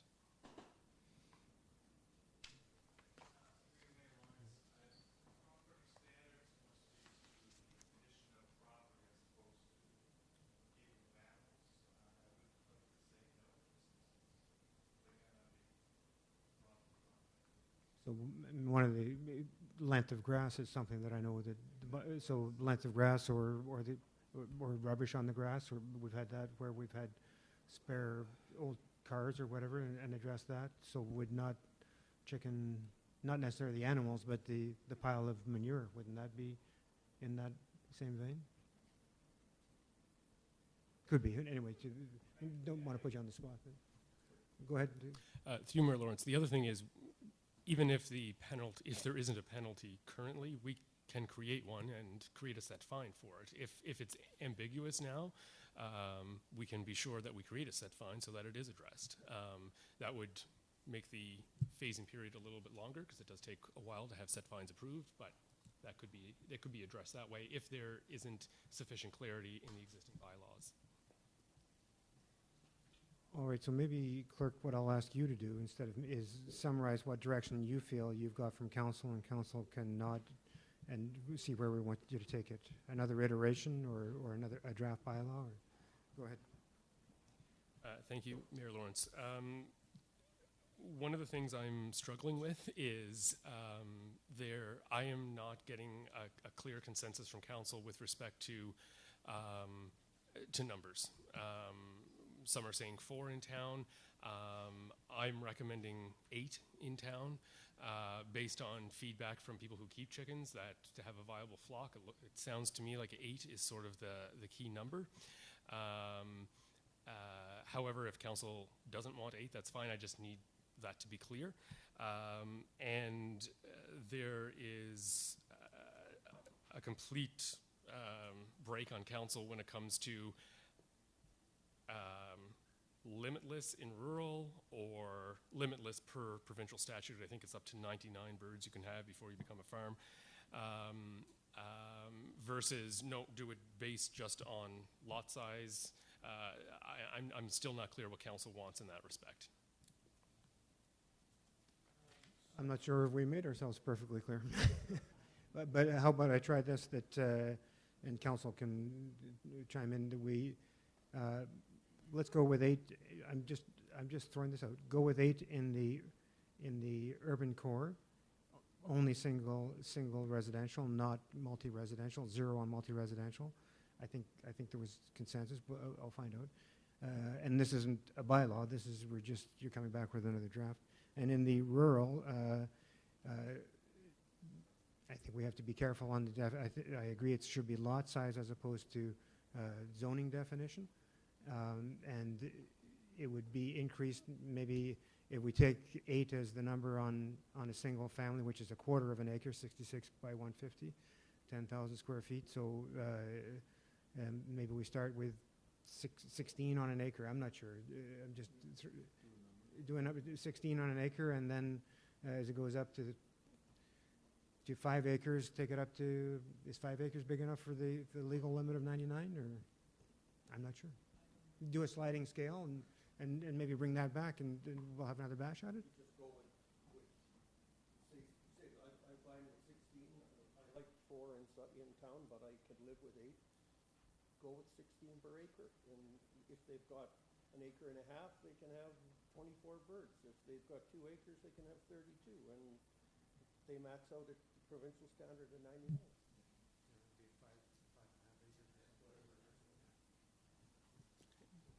Is that good enough for Councillor Timpson? Well, we still need to think about those who may be over they may have more than what would be allotted for their 1 acre, and do we Currently, grandparent them in? I guess that's the other question. I think instead of grandparent would be apply for the, I'm suggesting they're not Apply. automatically grandparent. This would be a way of trying to control situations that are out there now. They apply and they for an exemption, and there's an inspection, and Okay, so you're saying an exemption on top of the limiting according to the size of the property, and then have an exemption? I mean, I'm okay with that. This is to address the people who, rather than just automatically grandfather them, I think we want to make them go through a sieve of acceptability. So we set the area sizes as, let's say, Councillor Southall summarized, and then if anybody is in excess of that now, they have to apply for an exemption. And that exemption, the process would be, there would be a bylaw inspection, and they would have to explain why. I think you just go through the state of cleanliness and whatever, see if they're in compliance with the bylaw. Councillor Curlew? Thank you, through you, Mayor Lawrence. And I think the other piece is, rather than just say grandfather in, and that was my question, it wasn't a stated fact that that's what we should do. There be a specific period of time attached to those who currently have, who might live within the 8 numbers rule. And within that time frame, say within a year or whatever, then they make that adjustment. Or as per flock diminishes, then they then fall in line with the 4 or 8, because birds naturally die, right, or get cooked or whatever. So, so at the ending of the day, as the natural process takes place, then they fall within that 4 or 8 or whatever we've estimated. Yeah. Clerk, do you feel you have enough direction now to come back? And the direction is to come back with, is it a draft bylaw? Is that what we're suggesting, Council? Are we ready to go? Another report or another a draft bylaw? Okay. We're not going to be chickens. Let's go straight to the draft. So, Councillor Timpson. so we're talking about a specific bylaw, not an amendment to the animal bylaw. Is that correct? Mr. You're Clerk? talking about amendment to the animal? Okay. Does it take a bylaw to amend a bylaw? Or? Yes. All right. Brian, did you ever think the chicken bylaw would rather than tax? Reserve comment. But the chickens come to roost. No risk. All right, so I think we've, if not resolved it, we've given you sufficient direction for tonight? Okay. Item 3, Ontario Community Infrastructure Fund 2018 top-up application funding. The council recommends a project from the provided list of potential eligible projects for submission to the 2018 intake of the Ontario Community Infrastructure Fund top-up application funding. May I have a mover, please? Councillor Bath, seconded by Councillor Fenelon. And I'm going to ask staff to run through this for us. Thank you. Through you, Mayor Lawrence. I know that this probably isn't the most ideal way to present projects, whereas I should probably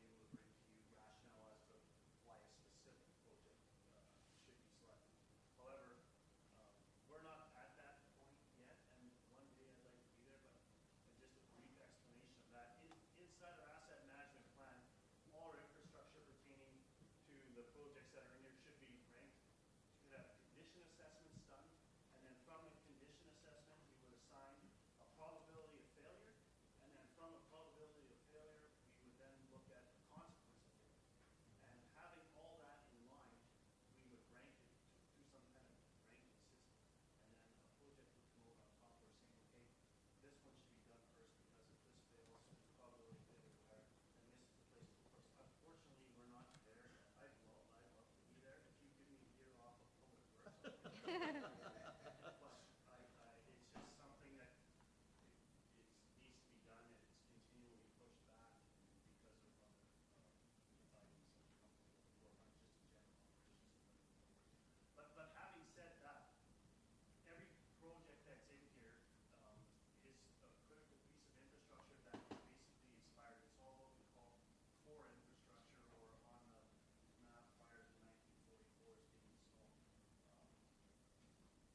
Going without rambling on here for too long, if you look at the consequence of failure, the one project as far as the sanitary sewer that would be on top would be Queen Street, because it has it receives the most upstream effluent of all the sanitary sewer systems that would be presented in here.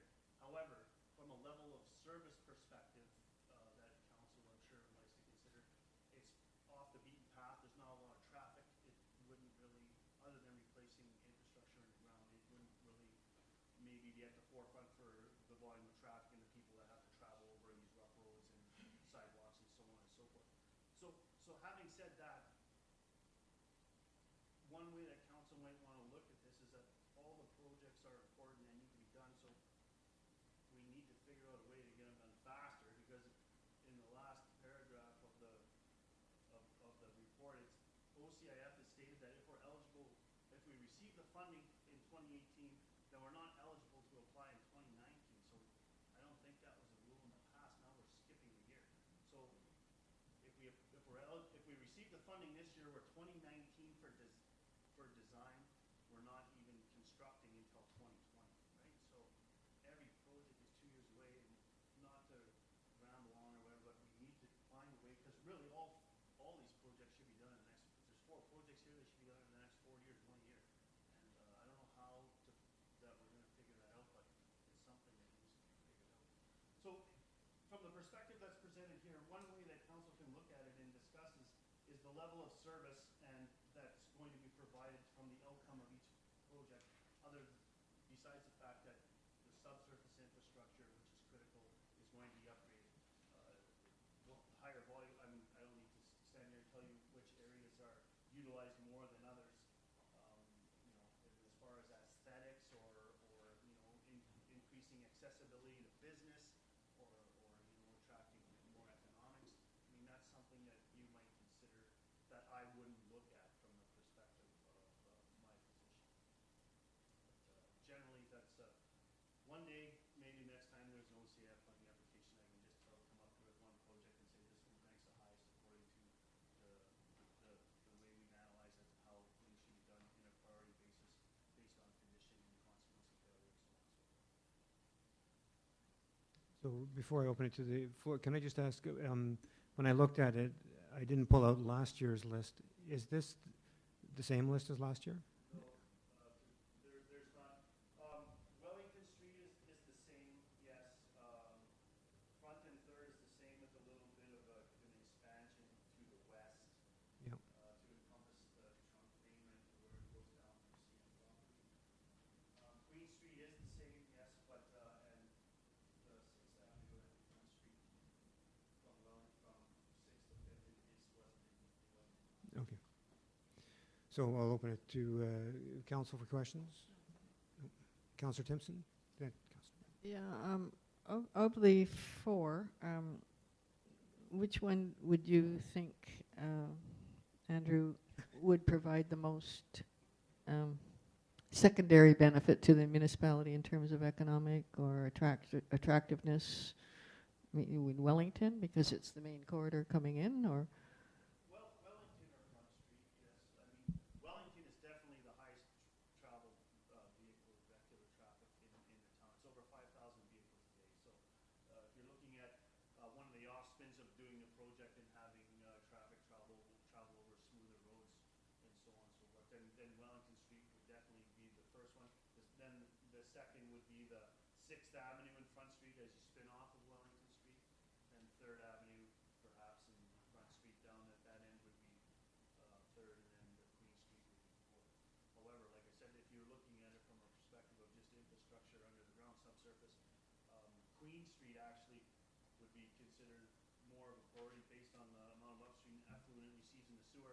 6th Avenue is the same. 6th Avenue is a collector main from quite a bit of effluent flow from the north. The Wellington Street one at 5th Avenue, east of 5th Avenue to 3rd Avenue, there is some like trunk sewer main in there, but not a lot of it. But there is some that would be upgraded that would be considered trunk mains in there. But the majority of it from 4th Avenue to 3rd would not be considered a trunk. They would just basically a branch. So, I mean, like I said, it's very hard to stand up here and tell you which one to select. And I'm sorry that there's not a more definitive answer, but at this time there isn't. So the best I can do is just explain to you the rationale of why they're here, which is basically I'm looking at it more or less from a subsurface upgrade of what's existing. I think I had Councillor Bath and then Councillor Carew, then back to Councillor Timpson. Last year we had, we didn't have all of these, but certainly we turned down A, which is Wellington, because we'd done so much work in there in the years previous, we wanted to give them a break. So they've had a break now, and that one actually probably complies more with what the grant would cover. It covers the funding criteria for health and safety. So that was one of the reasons we got turned down last time when we accepted B. It doesn't meet that so much. B, was it? B, I think, yeah. Didn't meet that so much. So I'm okay with the Wellington one this year, this time around. That's a year away. That gives them 2 years to rest. And I'm okay with that one now. And other than that, I certainly think that the one we had last year, fixing up the straight down from, where is that, from King to 3rd front, and then down, I like that one because it cleans up a block and it's done. Was it Councillor, I'm sorry, who was, Councillor Carew? Thanks. In your blind spot, I understand. Son, through you, Mayor Lawrence. And if the upstream highest flow area is not done, like what's the consequence of that in the next 2 years? Because it would be a lapse period of 2 years. Right. So this infrastructure, although it's old and shows some signs of degradation, it's not like the sewer that we're changing right now on Park Street this year, where it's virtually in dead state, right? So, however, if you were to like rank these as far as the condition of this sewer is similar to this, but however, then it would be ranked higher in consequence of failure, because if it did fail, then you have like say 6-8 blocks upstream from it that would be affected for a period of time until it was repaired. It'd be a significant bypass, right? Bypass all the upstream effort. And then looking at it from a perspective of the water main, it doesn't really, it's not as critical because the water main has to move everywhere. The town sewer's not like that. It's directional, right? So comparatively, Wellington is not at that state. It's in and of itself affecting so many blocks. There are certain components of the first part of Wellington Street. So where the project would pick up east of 5th Avenue, where the current project terminated, there is some sewer in there that's considered trunk sewer. So in other words, everything from south of Pelican River Bridge does flow through that little section. And then everything from that's east of, like there's another lift station down by Scotland's Marina. So everything from there is pumped up there. But it's a small piece. But it is a critical piece, but it's smaller. But can we sell that as critical health and safety? We sure can. And another thing is that at Wellington and 3rd Avenue, there's a hydrant there right by some businesses, and it's only, I know for a fact because we repaired it, it's only connected to a 4-inch water main, which actually doesn't provide the required fire flow, right? So I mean, that would be very easy to sell. I think all these would be very easy to sell. Councillor Fenelon. Just for clarification, I guess, on some things, would it be covered in the grant for checking on heaving and different things, sidewalks? Isn't that maintenance, you know, I wouldn't want to see that put in there and then say have them turn it down for us. One, so Vicky, the economic development officer, did a debriefing with the OCIF funding representative on the reason why our last funding application was potentially turned down. The comments were there was that the technicality and of it and the presentation was higher than most that were there. However, we included components in the project and maybe emphasized too much on it perhaps that wasn't related to like critical health and safety. So I think when we're referring to critical health and safety, you're looking at water mains and sanitary sewer mains and possible backups in the pieces of houses. When you start talking about sidewalks that are deviate and fluctuate and are tripping hazards, or you have storm water sewers that are upheaving and causing that, they're not looking at that as critical health and safety, right? So having said that, like if we were to present again the same project that we did last year, I would remove some of the literature on that and focus more just on the water and sewer, the water being the safety of the drinking water and elimination of potential boil water advisories and breaks in sewers, you know, keeping the flow, preventing the potential backups. Like back off a little bit on the surface works that are, but the surface works are still a critical component of it, but we would back off on the tile.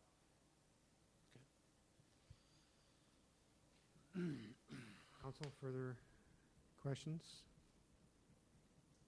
Councillor Timpson? Supposing we choose one, whichever one we choose, and then the one we don't choose bursts, are we then are we then up for 1.7 million to fix it totally ourselves? No, because if something did burst or collapse, or lack of a better term, if we had a sewer main that collapsed, I mean, we'd intervene and fix it, but what we're trying to do is prevent that service from being in that state. So we're trying to look ahead. So no, you wouldn't be responsible. I mean, a sewer main can collapse at any time. So I mean, we can spend all this money here, but then it collapses. So what we're doing, we have a lot better grasp of the condition of our infrastructure from all the review what we've done with this stuff.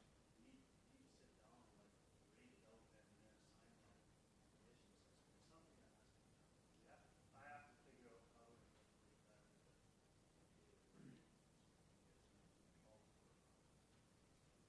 Yeah, daily work, not a year off, yeah.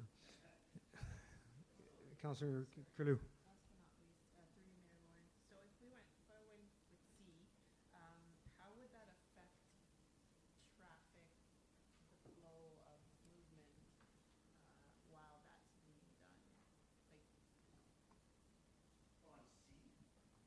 Yeah, Queen So, Street from yeah, so you do have some businesses there that would be affected. That's always a challenge. So you look at 54 Queen, there's a fairly large office building there. 50 Queen, I mean, yes, they're inconvenienced. So you would have access to the area that would be somewhat restricted. So it's all, like, no matter where you go, construction's a huge inconvenience, and it's very difficult to keep everyone happy. Somebody asked me about Front Street there, and I said, yeah, I remember what it was like when we were doing Front Street when I was working for the town, when we did in front of the Legion there. And the business owners would come up and say, you cannot be digging here again. And I'd say, yes, we're digging here. And they're saying, you know, I've already been here for 3 weeks, I haven't had a client in my store for, it's an inconvenience, it's very hard to accommodate everybody. I mean, it's just something that has to be done. Right? So I mean, it's impossible to do it without providing the inconvenience to the people who need it. Traffic can be detoured, access to offices can still be made. Would they be able to park necessarily in the parking lot? For a period of time, no, they wouldn't. But for the most duration of the project, they would be able to have access for a certain period of time. They might not, while the construction was immediately in front of their entrance or something. And lastly, to that effect, would that take the longest amount of time to get finished? C, Queen Street? Or are they relatively the same amount of time it would take? it's a little more complicated because if you look from Third Avenue east to Second Avenue, it's fairly heavily populated with residents. So all those people have to be put on temporary water because, like I said, it's a trunk main. You're bypassing sewer. There's no other way there, so you have to set up pumps and blocks and bypass sewers around. And then even further elaborate on that, not to get into too much detail and bore everyone. When you went from Third to Fourth Avenue, that sewer main there actually picks up more effluent from Third Avenue, which flows south. So there you're pumping even more effluent around. It's a lot. So it's work. It's involved. Similar to Seventh Avenue. There was a lot of effluent that had to be bypassed so that they could do the work.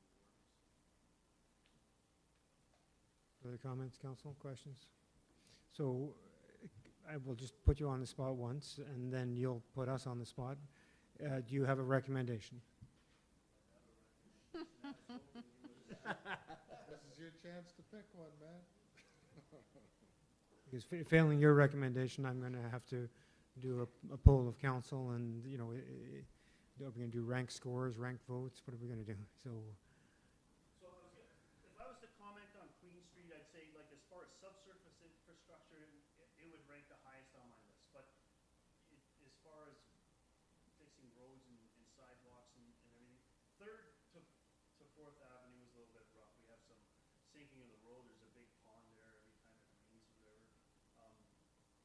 So that, in my perspective, would be higher from that. And like I said, it's also more of a trunk sanitary sewer main than not. We actually, on that street, Queen Street, between Third and Fourth, Second Avenue, we actually have the water main passing through a sanitary sewer manhole and passes right through the bench. So from that perspective, yes. However, it would be nice at the same time to carry on with the infrastructure that we've already upgraded, Wellington Street, right? So if we carried on there, it'd be a further improvement to a very high volume of traffic, utilized road.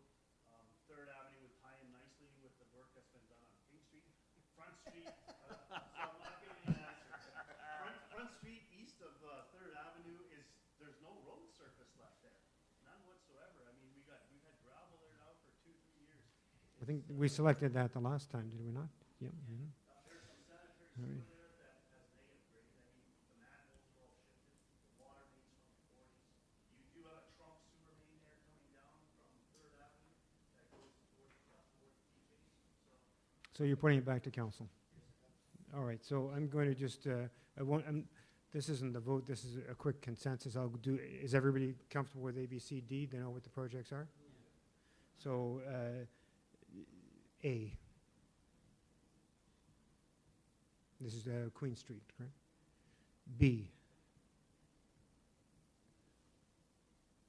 I'm sorry, did I, on A, did I have anything? Okay, so B. B is Third Avenue from King Street South. Okay, that's the one we did last time. So, B, do we have two? Sorry, I'm going to ask again. B. C. Oh, you were B. Okay. 3B. C. C. D. Councillor Southall, did you? I haven't voted. I'm okay. looking at the maps and I'm okay. just... Yeah, and the maps are very helpful. Thank you very much. So, well, otherwise, if there was a majority, then I don't have to do a ranked kind of vote, right? I'm just waiting for Councillor Southall. We had 3 Bs so far, and I haven't voted, and Councillor Southall hasn't voted. Sorry? B was the same one as we picked last time, is that? That's correct, yeah. All right, so we have 4 Bs. We're not spreading it around, right? All right, so I'm going to, I'll put that one to the vote in the motion. The council recommends option B from the list provided. Is that fair enough? Yep, thank you. For the submission to the 2018 Intake Ontario Community Infrastructure Fund OSIF top-up application. We had a mover and a seconder. Now we filled in the blanks. That's fair enough. I'll call the vote. All in favor?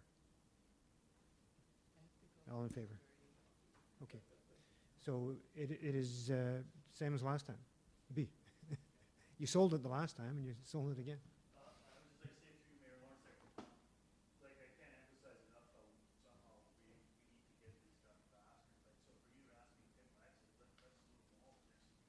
All right, on that, we're zoning in on that $2.5 million dollar value, and why is that?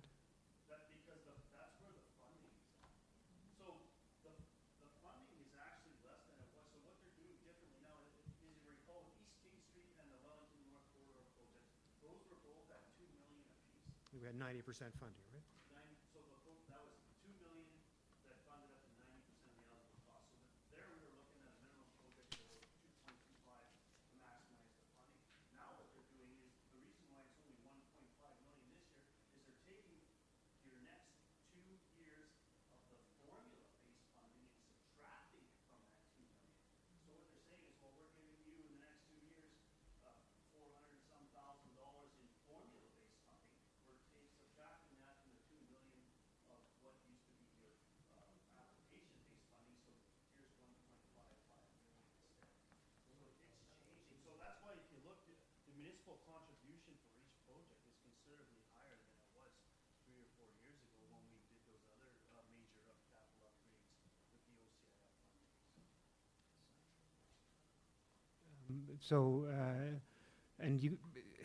And that's the limit. Their project value limit sets our project value limit, more or less. What it does is more or less, unless we could go higher, but I mean, it's just. Then it's more municipal proportion, yeah. And then there's other things that still have to be done in the interim, right? Like that last paragraph in there talking about the upgrade that's required of the sewer treatment plant, right? So I mean, in between all these, we have other things that we have to take care of as well. So to get it done faster, other than more money, if the design is done ahead of time, so the design is in these kind of projects 10% of the value, is that an eligible cost recovery after, or do you have to have an approved project before you expend 10%? That's a very good question, and the answer there, I believe, is no, because what we found there is with the Wellington and Fifth Avenue intersection project, that was initiated through a traffic impact study, and then there was some design considerations, and then there was a delay in the not a delay in the funding, but a delay in construction because the funding approval came later and it would have been too late to start. So some of those expenses that were eligible in the years prior were not carried forward. However, into the eligible expenses at the time of the funding. So those essentially, but then, so we're already somewhat doing that because this year, for example, we're spending some money getting a design done for the Mill Road in Hudson, right? That's not coming from any funders. Maybe we can find funding for that project, but we're from the municipalities fronting the money up front to have the design ready so that when the opportunity comes, it's done. I would suggest maybe in the 2019 budget that I would bring to council, let's get the design done for a couple of these other projects. So they're shovel ready. That expense is going to be an expense of a municipal contribution if you want to look at that anyway. And then we're closer to having them done and maybe getting them done a little bit faster. If we happen to come across different money, or we're going to start, we say maybe increase, I shouldn't, find money elsewhere. I'll just end it. That's basically my question. There's no other, like even if it's not as generous as this project, there's no other pockets of funding like. So there's a clean water and wastewater fund that we utilized for the Queen Street project we did last year. I looked at that. That's not open right now to any applications. And then, as far as I know, the other big contributors are the FedNor and the NOHFC, but that has to have an economic spin-off, right? Mm-hmm. So just changing raw infrastructure, to the best of my knowledge, this is the major contributor for us. But would we be able to, we'll just say economic spin-off if we went to the Wellington Street and said, hey, look at where we got Tim Hortons and Giant Tiger and this is kind of our commercial core now and we need to upgrade this and would that be a possibility to perhaps generate some extra funding? Sure. So that's a very good point. So are we picking the wrong one here? Well, I don't know. We're looking at how we can do more and pick up extra government funding. I don't think so, because I don't necessarily all of them except for Queen Street would be, you could argue that they would have economic spin-offs, right? Well, even Queen Street does, because you have businesses there. You have the 2 office buildings, you have the J.C. Wallace converted to an office building. That's a question, yeah. I mean, So Okay. Yeah, the Alcona Drive, I realize we're not at the same stage, but it has economic spin-offs as well. I mean, clearly. Yeah.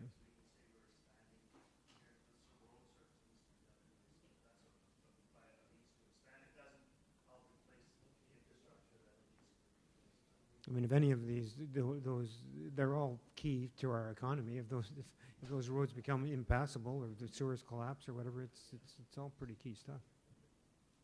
Okay. Thank you very much. Sorry. Yes. Through you, Mayor Lawrence, and I'm certainly not an expert on economic development-based funding. However, my prior experience has been that the threshold for what that economic impact is going to be has to be more than, oh, we might get some more traffic along this route, or oh, there are a couple of businesses have opened.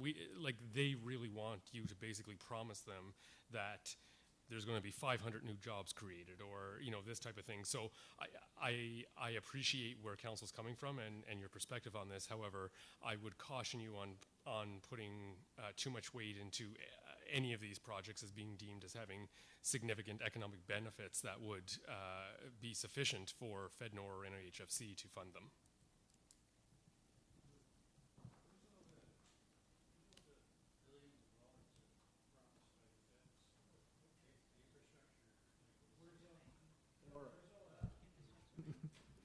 All right.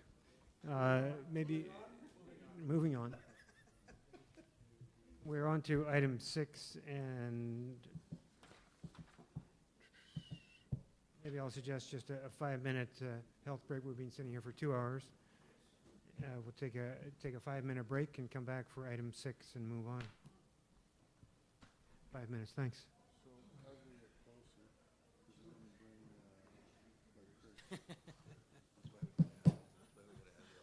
Oh, you guys. She just lets it be. Eh?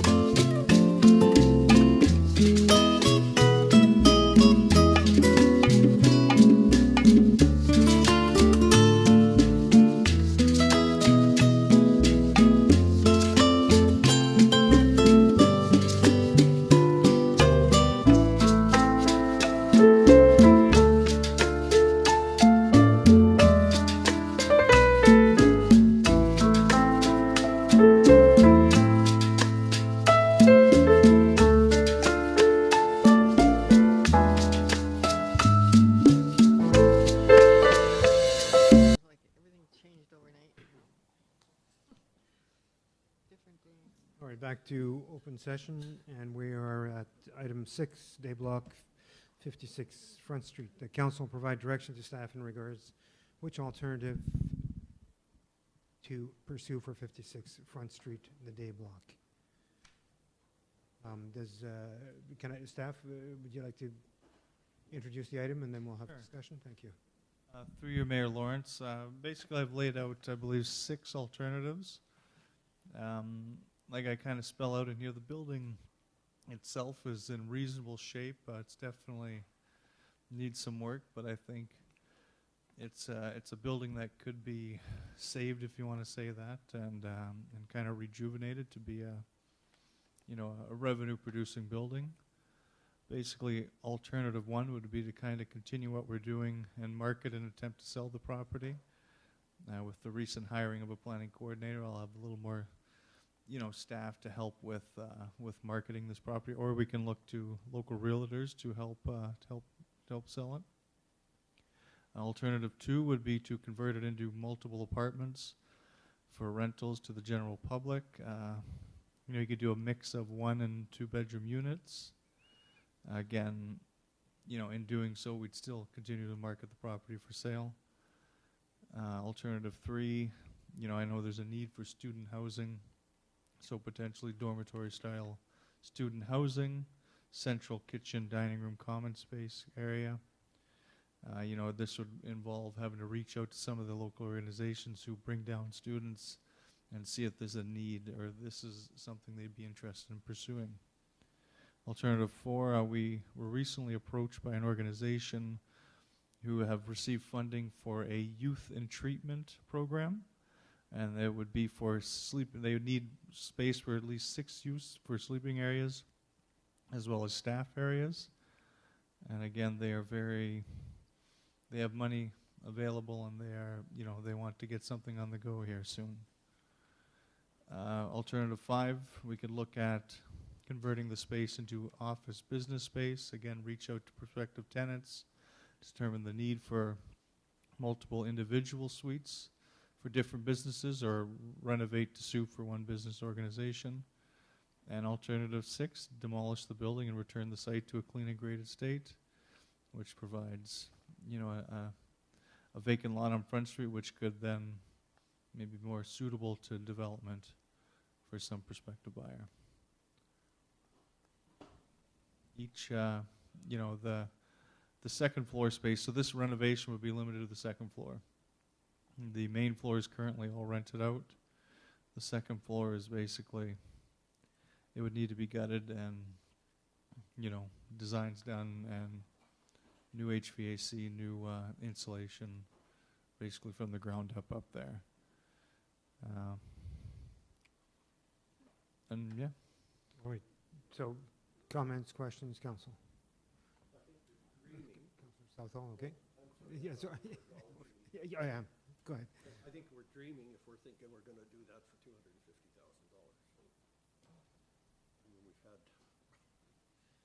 I think we've had experience on renovating a couple of older sound buildings, and I don't know. Is this not going to need a total wiring upgrade, plumbing upgrade, heating? There's no heat in there.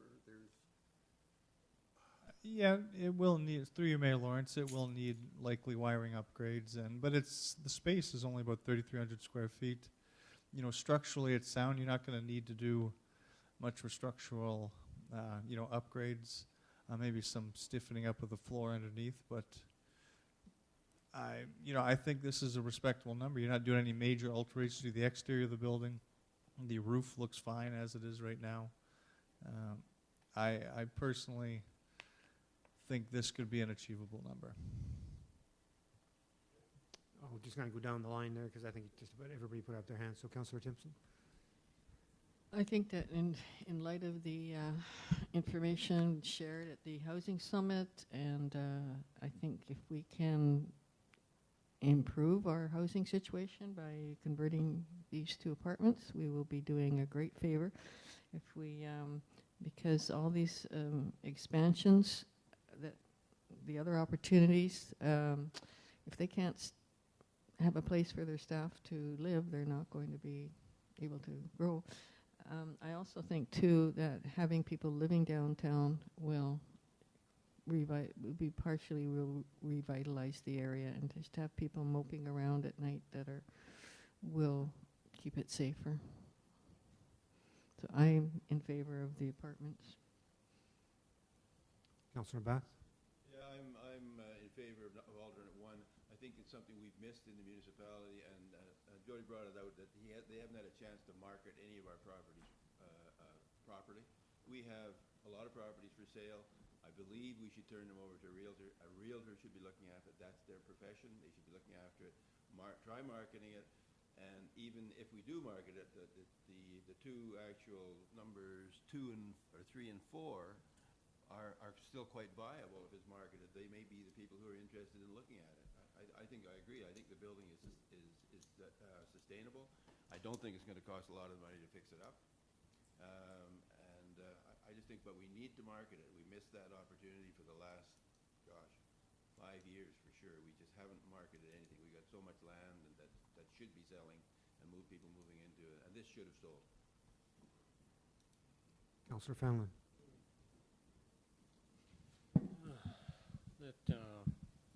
I'm with number 6, actually, but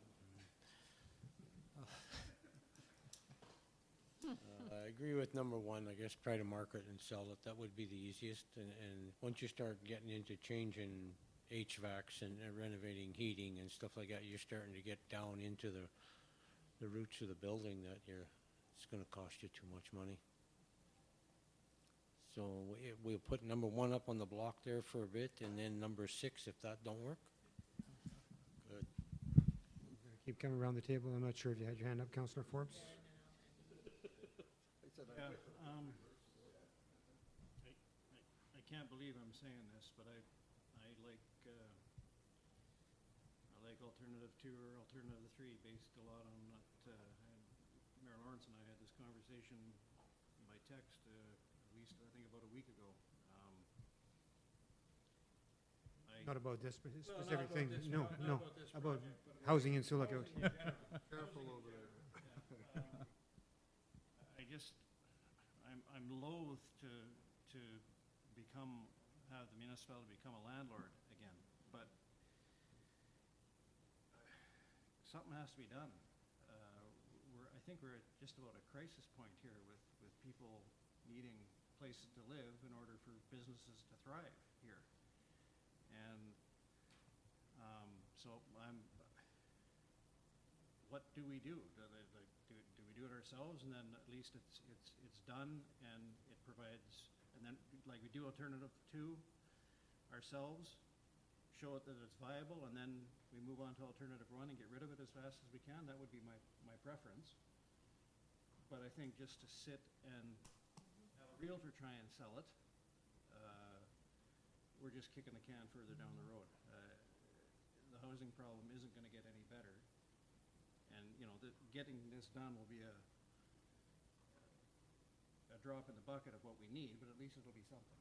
So I'm for 2 and then 1 or 3. 3 would solve the problem too. I'm going to just keep coming around the table. Councillor Curlew? Thank you, Mayor Lawrence. All of them are great, viable options. I think in terms of preference, I definitely am in favor of the marketed potential and it being professional to do so. But by that same token, I do know that it's been highlighted through the housing summit that, we are at that stage now where, we're pretty much bordering on crisis. So if we can facilitate providing the housing and then selling it, I think that would be a good step, kickstart the market that way, and perhaps that will start to attract a special kind of a buyer that would see more buildings as a viable option for them.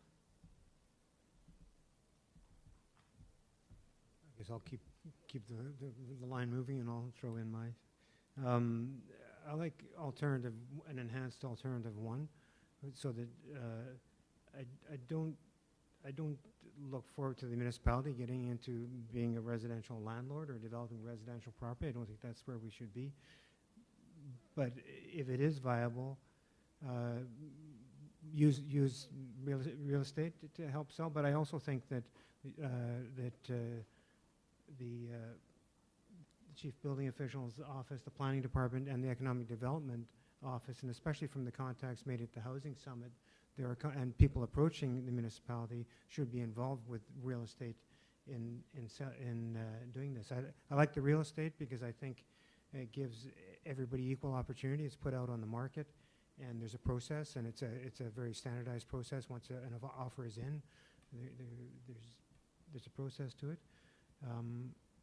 But maybe the municipality, if we're talking about doing some of these other things, we're talking about municipal money. Maybe our money should be put in that we say to somebody, look, we'd love you to develop this, and we'll give you 2 years of no property tax if you come in. We'll give you something, sweeten up. All these other alternatives are going to cost the municipality money, and I think some of them will cost the municipality serious money, and it'll be a long-time recovery. If we can get somebody else to take the risk and do the investment, somebody who's a professional developer, then why not? But why not take some of the money and enhance it and make it more viable? Yeah, go ahead. I think we can do that under our community improvement plan. I believe that's set up. The Front Street was part of that, I'm pretty sure. Yes, through you, Mayor Lawrence. Councillor Southall is correct that the community improvement plan does provide for incentives. And if memory serves me correct, I believe we deemed the whole community a community improvement area at the time. I believe the whole municipality. So it's not necessarily limited to Front Street. You would need to make some changes to that program, though. Currently, the 2 years that it ran, you funded it at $30,000 a year. So you would need to fund it a lot more and change the criteria. It would require a revamping of that program. But that would be a permissible way of providing those types of incentives. The only drawback is it's an application-based process, and it would be based on individual owners or landlords or developers to apply for those credits.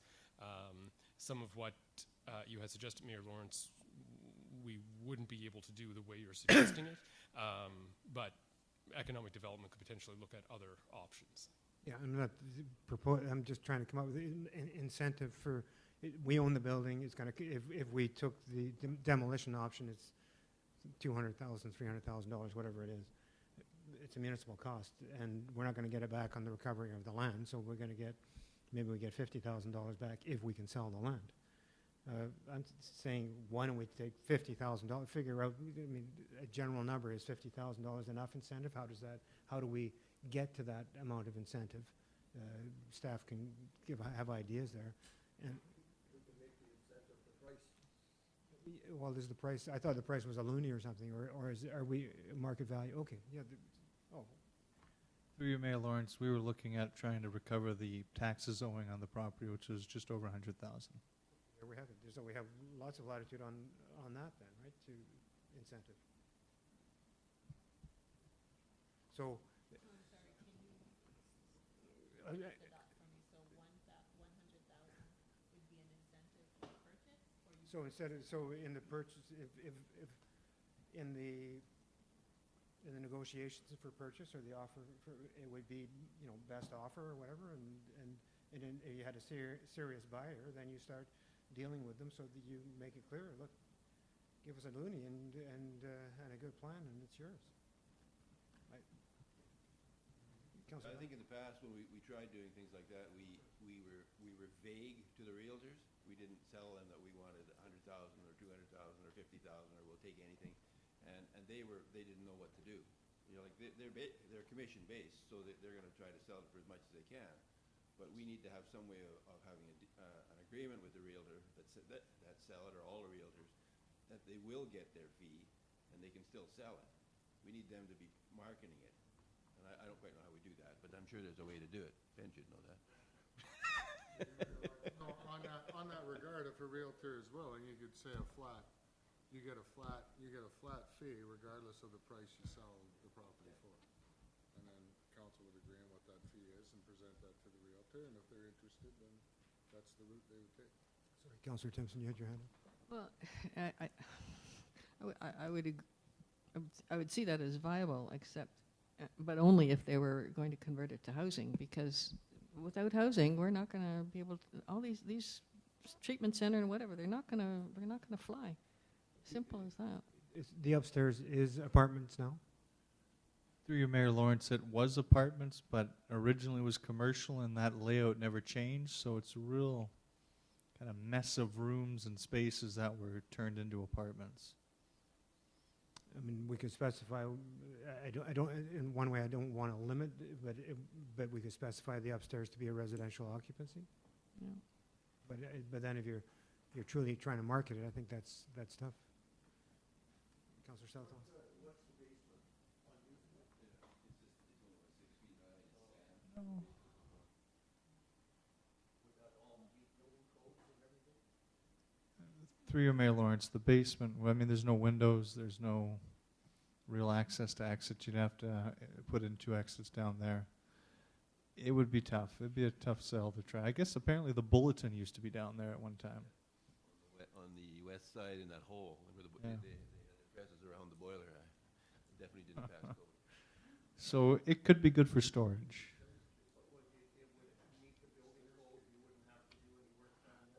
No, that would, the renovation would be limited to the second floor. Be building code, kind of you got to upgrade what you're renovating. You don't have to upgrade the entire facility.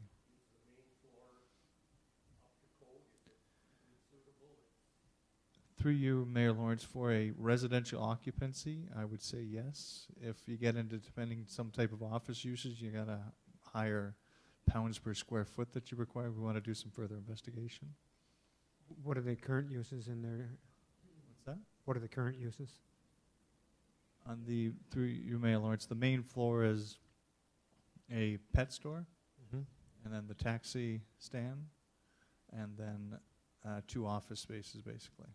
And what are there leases on those spaces, or All 4 spaces, yeah. for how long? They're yearly leases. We're discussing this in open session. Is this quite permissible, Mr. Clerk? Or we're getting close. Yeah. Councillor Timpson. I think we have to show the community that we are serious about housing, and let's not let this opportunity lose us. We could be a model for possibly other developers or other owners of property.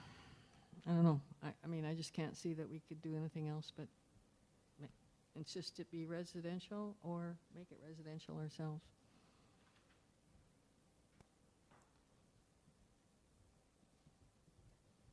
So this is like Andrew the last time we have. Can I just a question?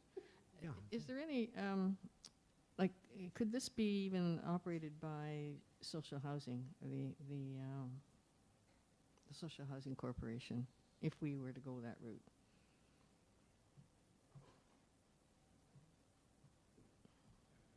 Are you asking? Yeah, I don't. Ask the staff. Through you, Mayor housing. Lawrence, I really don't know. That wasn't considered. Councillor Curlew. Thank you. Through your Lawrence, perhaps KDSB would be interested in the potential of this place. If we're thinking about it from a marketing perspective, and So, I mean, I would say we market it to them like we go with alternative 1 and do the marketing, and staff take some of the directions they've heard here tonight regarding that marketing.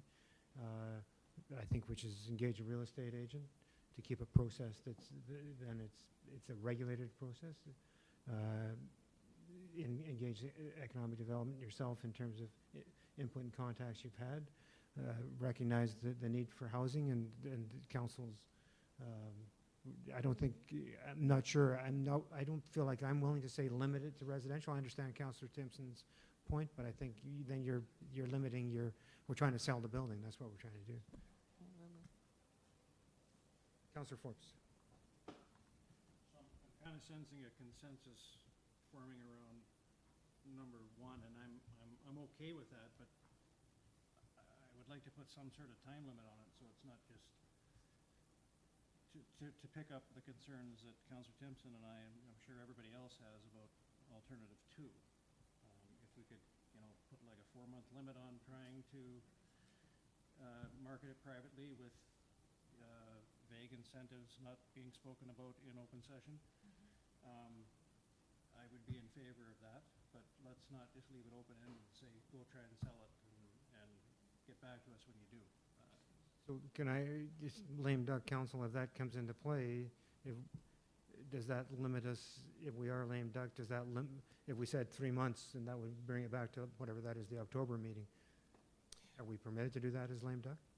Through you, Mayor Lawrence, you're not lame duck yet, and you're providing direction tonight, so you're not impacted by restricted acts provision at this time. So if somebody comes with an offer, though, in October the 15th, and we consider it at the October council meeting, can we do that? Well, that is something you delegated to staff tonight. Okay. Purchase of and disposal of land.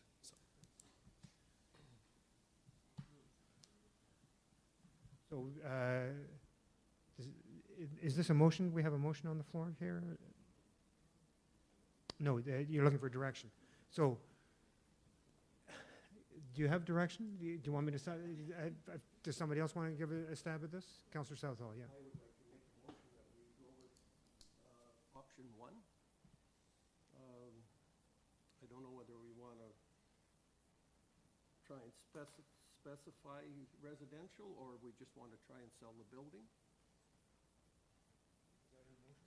No, the motion is that we go with option 1 and we list it with a real estate agent for a flat fee and try and sell it.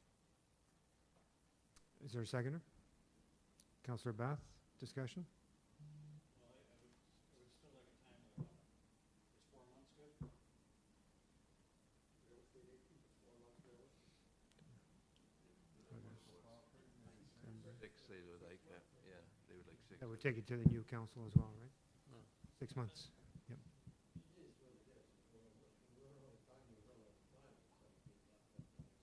Yeah. Well, 6 months brings it back to the next council to staff has and it gives staff direction as well. Staff would need direction, I'm sorry, to actually negotiate a flat fee with a realtor. I think they just got, in Councillor Southall's motion, he said, did you not say real estate with a flat fee? Yep, it's in the motion. And within our spending limits. That goes without saying. Any further discussion? Then I'll call the motion. All in favor? Carried. And that is adequate direction? Yeah. Yep, exactly. Yep. I had that sense that it was. So. Item 8, Main Street Revitalization Initiative. The council authorizes the passing of bylaw number 52-18, being a bylaw to authorize and direct the mayor and clerk to execute the Main Street Revitalization Initiative funding agreement between the Corporation of Municipality and the Queen. May I have a mover, please? Councillor Kalu, seconded by Councillor Bath. Discussion? And Councillor Timpson. How would this affect if it's for sale? Will that improve the chance of selling it, or will we be hindered from getting this because if it's for sale? If we were to get this, then we then have to keep it for a certain length of time. Sometimes that's there's conditions on these kinds of grants that you can't sell it for a certain amount of time if you get it. Through you, Mayor Lawrence, I'd have to look into that. I don't believe it applies here, depending on the type of renovation you do. But I don't know if Brian can speak to it. Through you, Mayor Lawrence, in this case, the municipality, the timelines aren't going to line up for you if you're only putting it on the market for 6 months. And if you do pass this bylaw to execute this agreement tonight, Then there's the ramp-up process. You have to do RFPs to get people to do this work for this project, this Main Street revitalization project. So this project wouldn't be completed before the end of your, or by the end of your sale period. And so and then that would be an issue if we did get the funding, started the project, we would not be able to sell the building halfway through that process. If we got Main Street funding, spent it on the day block, and then tried to sell the day block as we were doing that project, that wouldn't be permissible. We would have to return the $42,000 to the province in Main Street funding. Could we use it as an enhancement in the sale process that no, we can't. Councillor Beth. I would think that we should defer to this. I think if we're going to sell it, we should be selling it and not upgrading it now. If we're not upgrading it later, we should defer this. Clerk? Through Mayor Lawrence, council does need to pick a project or we will lose this money. So it just can't be this one, but you need to pick one tonight. Do you have other alternatives? Councillor Southall? Well, right at the end of this, it says that if the assets have to be used for public benefit, the municipality wishes to dispose of the asset before March 31st, 2021, and it's valued at more than $50,000 at that time, disposal, a written consent of the province is required. So we would have to go back to the province and ask whether we could sell it or not. Is that not what that says? We don't want to do it for the day block period, right? Under financial implications.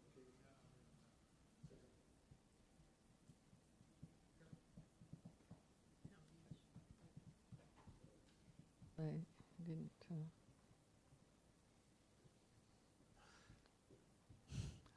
So is there anything else we can do? Sorry, Councillor Thompson. Well, yeah. If I mean, how long will it take? 6 months to get this fund, to get this money? It's not the time it'll take to get the money, it's the time it'll take to activate the project. Once we have the money, then we have to put out an RFP for whatever this work is we're going to do, this facade improvement. Right. So you're looking at least September, likely, before we get the money in pocket and get the RFP issued. You're looking at several weeks to put the RFP out so that people have time to bid on it. Then you're looking at getting it on the next council meeting. So lucky if it's October, likely wouldn't be till November. August, September, October, November. So you're already 4 months in. And then can you start a facade project in December or January? I guess it depends on what the project is. But if somebody came along in 5 months, 6 months, even though we have the money in the bank, haven't done it yet, we could send the money back and sell the place. How specific, when you apply for the funding, do you have to be specific on what you're going to spend it on? Through your Mayor Lawrence, admittedly, Vicky Blanchard wrote this, and I didn't. I just kind of. Just looking at the funding of strategic municipal physical infrastructure, such as signage, wayfinding, directional gateway, streetscaping, landscaping, banners, murals, park furniture, whatever. Like, it seems to me there's a lot of things we could do with that money in the downtown area. True enough. Through your Mayor Lawrence, and it does, provide priority financial incentives in the existing community improvement plan. So, I mean, I don't know if it has to be a municipally owned building in order for this funding to apply. So the funding has been offered, from what I understand is here, all we need to do is sign the agreement, correct? Yes. We're not applying for the funding, no, that's correct. So it has been awarded. Funding is being provided by the province to all municipalities on a per capita basis. And We can use it for any of these items in here. so it seems to me that we, go ahead. I'm sorry, but Yeah. could council not just resolve, if you will, we'll pass a resolution to go ahead and get the funding, and then perhaps we can come back or decide later as to where it's going to be spent. Sorry, through you, Mayor Lawrence, I misunderstood what you said earlier, Acting CAO. In order for them to release the cash, we have to tell them what project we're doing. So able to tell them. even though the money's been allocated, they will not write us a check, so to speak, until we tell them what the project is that we're doing. Tell them we're gonna do items A and B on their list. With signage, in the downtown gateway corridor. Signage, wayfinding, streetscaping, landscape improvements, lighting banners. Take out lighting maybe, because it was, like, hardscape. Put that in the list. I mean, all they can do is, they can reject. Criteria, oh, I'm sorry. Sorry, I So apologize. we say that's what we're gonna do, and if they ask for more details, then staff gets more details. Yeah. The worst that's gonna happen is it's gonna be rejected, right? Is that, Well, yeah, through you, Mayor Lawrence, that's exactly what I'm saying. They don't, money, if they're already saying just, like, sign the agreement, we have to tell them what it's gonna be used for. That means there was really no criteria, other than criteria they have on the list. sure, between the CBO and the recreation manager and whatever, the Parks and Recreation, we could come up with, I mean, right here in the municipal, the town hall library area, we could enhance things, right? Based on your decision on number 6, it's Yeah. not a bad list. Yeah. Through you, Mayor Lawrence, it does consider the community improvement plan as well, and I feel like it can be used for private as well. So, Mr. Clerk, can we authorize the signing and work out the details after? All right.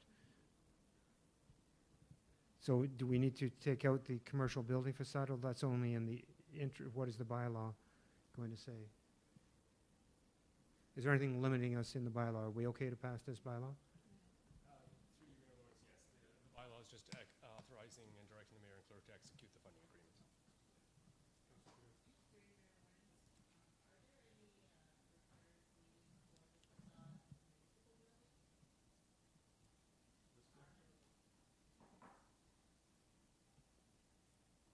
Through you, Mayor Lawrence, some of the windows are starting to, the seals are breaking, so as you see, some of the windows are foggy.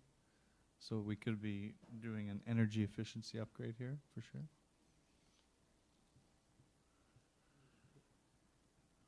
So are we okay to pass the bylaw to execute the agreement, and then staff will come back with planned projects? Is that fair enough? All right. All in favor? Carried. With staff directed to come back and give us, Just to clarify, through you, Mayor Lawrence, so council only passed the second part of that recommendation.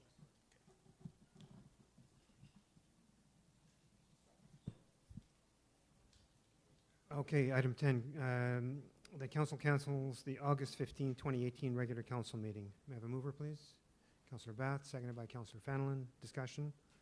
Councillor Bath? Yeah, I'm not in favor of canceling meetings. We did that, I know the first year or two that I was in council last time around, it was done automatically in the summertime. We canceled the meeting. I don't think that's what we should do. We have a lot of money. And I think there's lots of stuff on the table. We might even bring the chickens to roost in August. Not gonna happen. I'm hoping that was a good one. Nice try. But I find it hard to believe we won't have anything to talk about. We don't have to talk for 3 hours, you know, maybe we can, but I really am not comfortable with canceling meetings. Further discussion? I think there is at least one thing that could come to the result.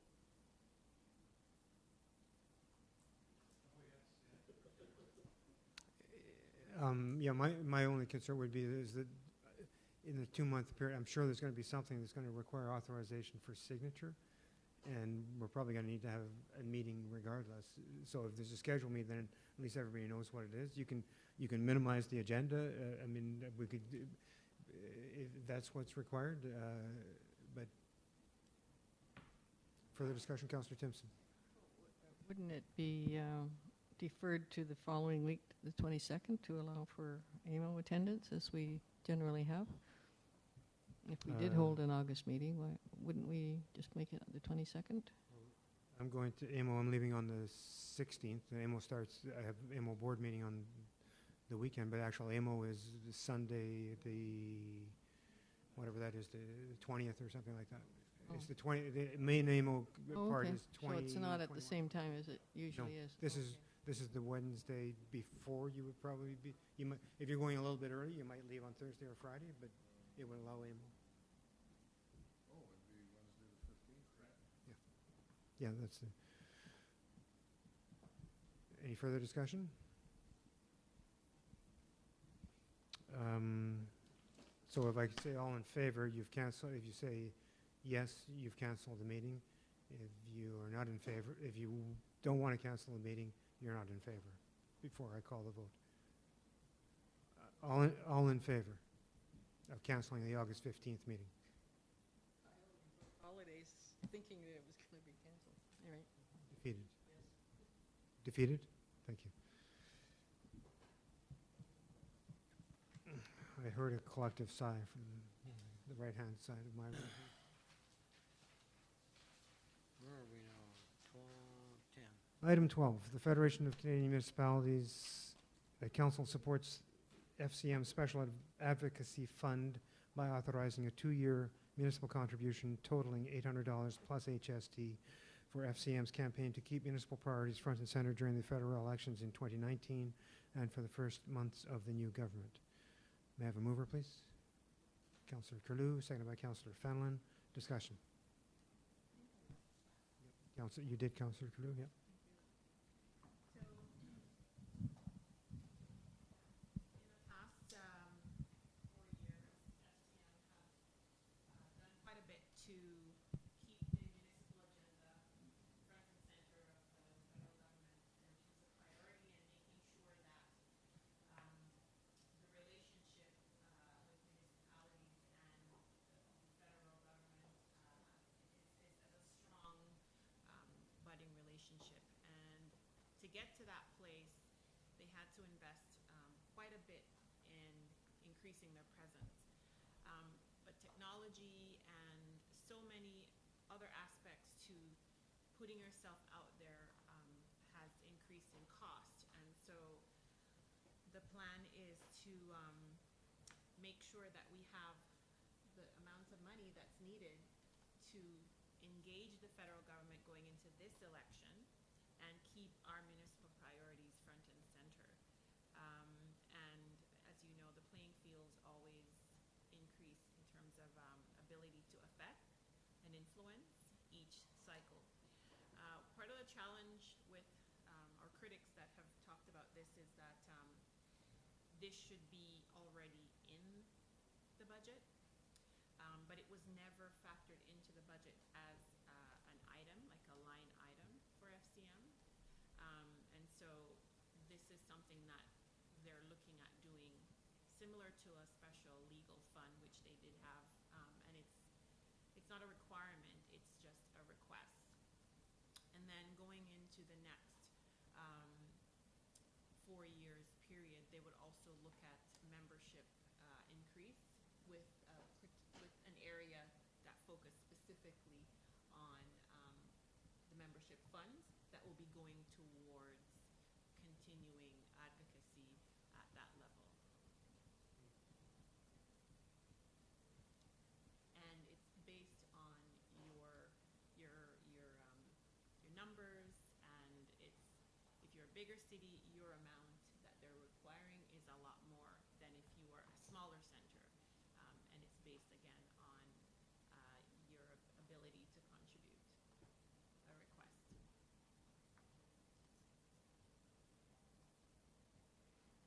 Any further discussion, Council? Councillor Bath. Yeah, just to comment on it, it's, I think the timing is crappy.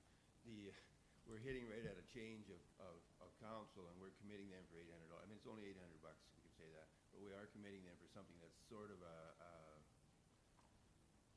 do I call it, for an advocacy fund that they may completely disagree with.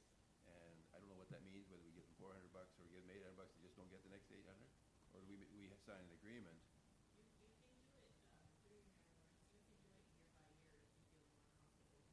It doesn't have to be an allotted 800 now, but you can decide this year to contribute this year's contribution, and then the next year the other council can then determine, okay, we want to contribute in that year,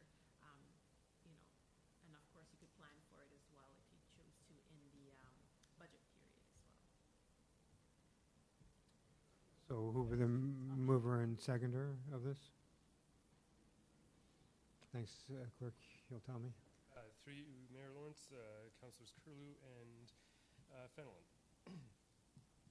So are you suggesting a friendly amendment, or for 1 year, or not? I guess that'd be a good way to do it. Yes, the friendly amendment, we just go for 1 year, let the next council approve it for a second year. That would be to change the wording from 2 year to 1 year and totaling $400. Is the mover okay with that? The seconder? Okay, so that's the motion that's on the table then, is 1 year and $400 as per friendly amendment. All right, so I'll call the motion. All in favor? Carried. The amended motion, that is right. Amendment item 13, amendments to terms of reference to Mayor's Committee on Truth and Reconciliation. The council authorizes the passing of bylaw number 5118, being a bylaw to amend bylaw 10616, being a bylaw to adopt terms of reference for the Truth and Reconciliation Committee. May I have a mover, please? Councillor Fenelon, seconded by Councillor Curlew. Discussion, Councillor Timpson.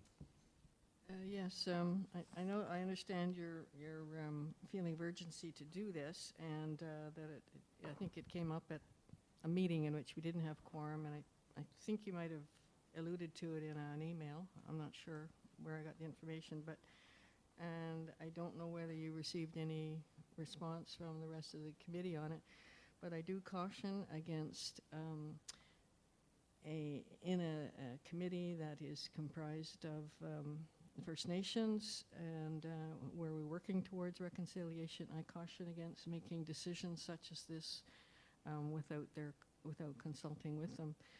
And I would suggest that we wait until the August 9th meeting before we make these decisions. We are talking about trying to dismember a process that got First Nations and us into a situation where we need reconciliation, and I think we need to, in our own process, try to do things differently. And so at this point, I think we should be deferring this. I don't think it's going to make any difference, just in terms of the timing. We are, at the end of a council, and I have no problems with the issue, but I think the process of consulting is really important. So I'll just,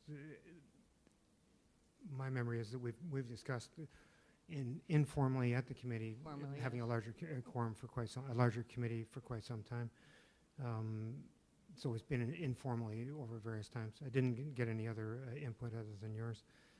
In part, I understand what you're saying, but in part, I also think that it's council that determines the terms of reference for committees. And all this is doing is allowing the maximum number to increase. I'm not saying we're going to increase it. The number, we take that back to the committee and say, and talk about it at the committee. What this change does is change the maximum number from 9 to 13, keeps the lower number the same, keeps the quorum the same.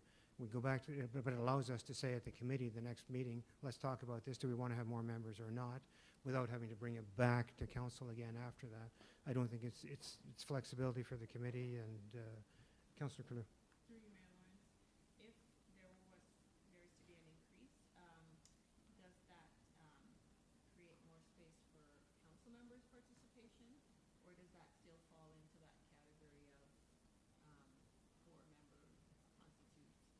Well, I think the terms of reference says, if I'm correct, says mayor, CAO, 1 councillor, and so that's didn't change that. But I don't know. Is there a limit on how many councillors can be on a committee? Through you, Mayor Lawrence, yes. There can only be 1 member of council in addition to the mayor based on the current terms of reference. That, of course, doesn't preclude any other member of council from attending any committee meeting. They just aren't able to vote. Okay. So all I was doing, Councillor Timpson, and my take is I don't think it would offend anybody. I think it's just, I'd go back to the next meeting and say, look, we can have now up to 13. What do you think? Do you have? And it would be the committee who would be making a recommendation to council on who the next members would be. So I- that's, Yeah, I think as long as it's framed that way that we can do this now. But I also think too, it might be worthwhile for the committee to review the terms of reference, the, it doesn't preclude a review by No. the committee at all. But we've been I mean, some of the, you said you didn't, you've missed quite a few meetings yourself. And so the discussion, when you say it wasn't discussed at the committee, it has been. We've struggled to get quorum because people have been busy. People are doing different things. So this just allows a few more members so that we can more easily attain quorum and keep the committee vital. It's Councillor Bath. Is this a committee of council? It is, yep. Committee, under the fall under our council committee bylaws?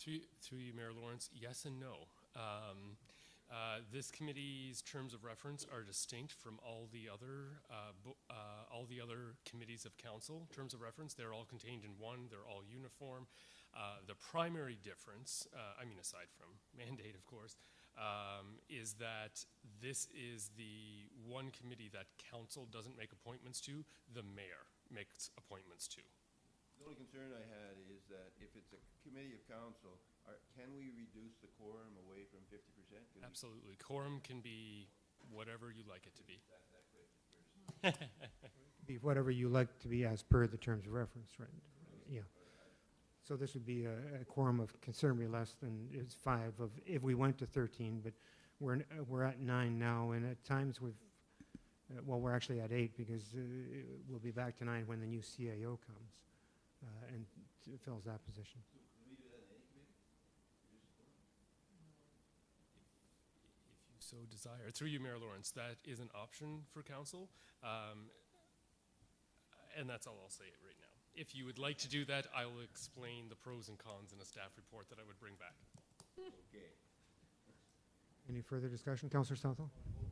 Okay. All in favor? Carried.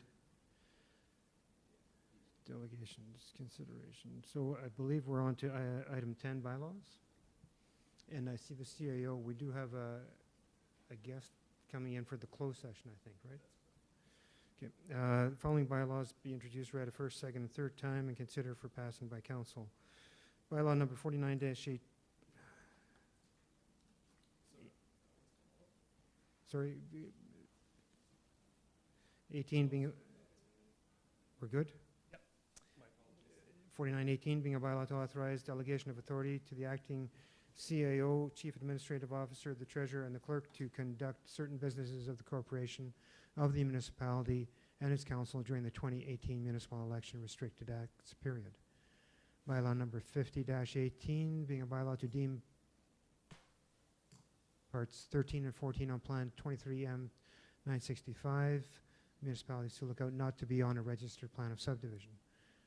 Bylaw number 51-18, yeah, this one, where? Okay, yep, thank you. I was trying to scan them ahead. Yeah. Keep it in there. And the next one is all right, correct? Bylaw number 52-18 being a bylaw to authorize and direct the mayor and clerk to execute the Main Street Revitalization Initiative funding agreement between the municipality and the Queen as represented by the Minister of Agriculture, Food and Rural Affairs. That these bylaws be read a first, second, and third time and passed. Mover? Councillor Fallon, seconded by Councillor Forbes. All in favor? Carried. Notices of motion, outside motions to reconsider, none. AMO, so outside resolutions, requests for endorsement. Would you like to go through this, Mr. Clerk? Certainly.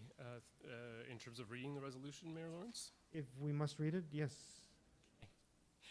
Sure. That the AMO Board approve the proposed NAFTA resolution to be shared with members, the federal government, the provincial government, and the Federation of Canadian Municipalities.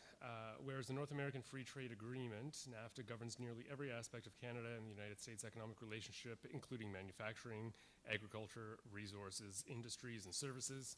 Whereas about 80% of all Ontario exports go to the United States, and Ontario is the top trading partner of half of all American states.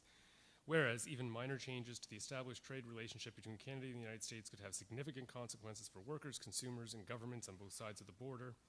Whereas Canada's and Ontario's economic future and the continued well-being of communities and their local economies depend on free and fair trading relationships based in current future trade agreements. Therefore, be it resolved that Ontario municipal governments represented by the Association of Municipalities of Ontario stand together with the federal and Ontario governments to protect Canadian jobs and local economies. Be it resolved that AMO will work with the province of Ontario to support the interests of municipalities and communities affected by trade disputes and during ongoing trade agreement negotiations. Be it resolved that AMO will work with the Canadian Federation of Municipalities to ensure that Canada understands the municipal impacts affected by trade disputes and during ongoing trade agreement negotiations. And be it further resolved that the municipality of Sioux Lookout supports the AMO's resolution. Thank you. Now I should ask for a mover for this. Councillor Timpson, seconded by Councillor Curlew. Discussion. Councillor Fenelon? Oh, sorry. Discussion. All in favor? Carried. I apologize for my disappearance. I locked myself out of the building. Just sorry. My phone was up here. I apologize. So, yeah, we're good. Everybody's here. You can, yeah, we do. Yeah. So we'll go to councillor reports, and I'll just ask people to keep it brief because we still have quite a bit on the closed session agenda. Councillor Southall?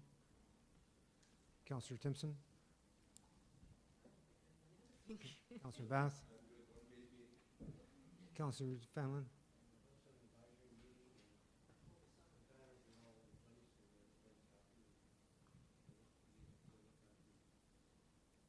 Oh, good. Councillor Forbes? Councillor Curlew? So there's quite a bit of things, and I did send it to the clerk. So if you're interested in hearing more, I'll just do some highlights. So mid-June, participated in the first FCM conference. We're needing to get more clarity on the infrastructure bank. I believe you brought that up, and so they're working tirelessly to get more information and then disseminate it to the membership, and keeping abreast of the October 17th timeframe for the official legalization of cannabis and what's coming down the pipeline for us municipalities. There is a guide for municipalities on the cannabis legalization, so that we should be familiarizing ourselves with the process on how we would be impacted going forward. So that's to keep that on our site. And from Board of Health, the June 22nd meeting, I just wanted to bring this to your attention. The report card is now in all of your mail trays to give you a reflection of what's happened over the year and how we're faring on all the programs. And I also got a communique that was also, I believe, given to Jody, and it's in regards to the town beach. So the Public Health Ontario, as well as the official Kit was the one that worked on this, got the results from the consulting group KGS, and the report has outlined that basically the beach is a place that can be open more and that health risks are minimal.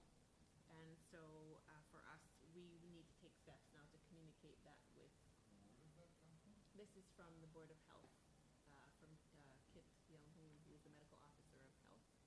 She just called you and gave you that information? Well, I am the representative for the communities on this. And this was also sent to Jody Brinkman as well.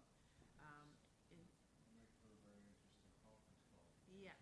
Every ask we've had absolutely no response to that effect.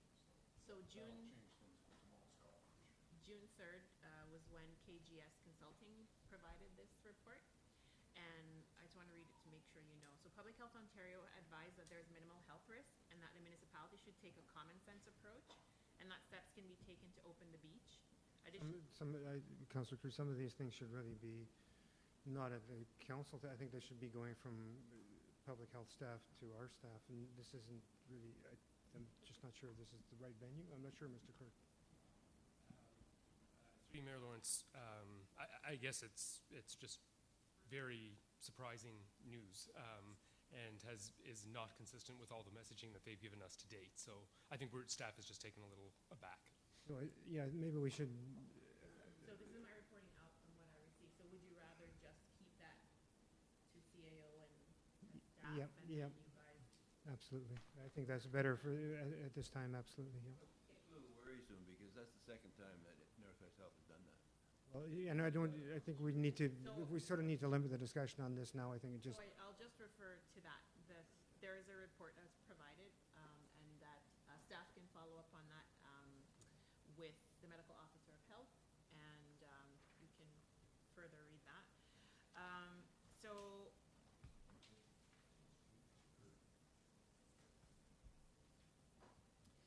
the Diverse Voice for Change, and I'm just pointing out highlights just to keep in your mind a couple of things. The Diverse Voice for Change Advisory Group locally met, and they're just fine-tuning right now the recommendations. That's supposed to be coming to council in September, and then council can grapple with what the project has looked at over the past 2 years and the impact with the municipality going forward.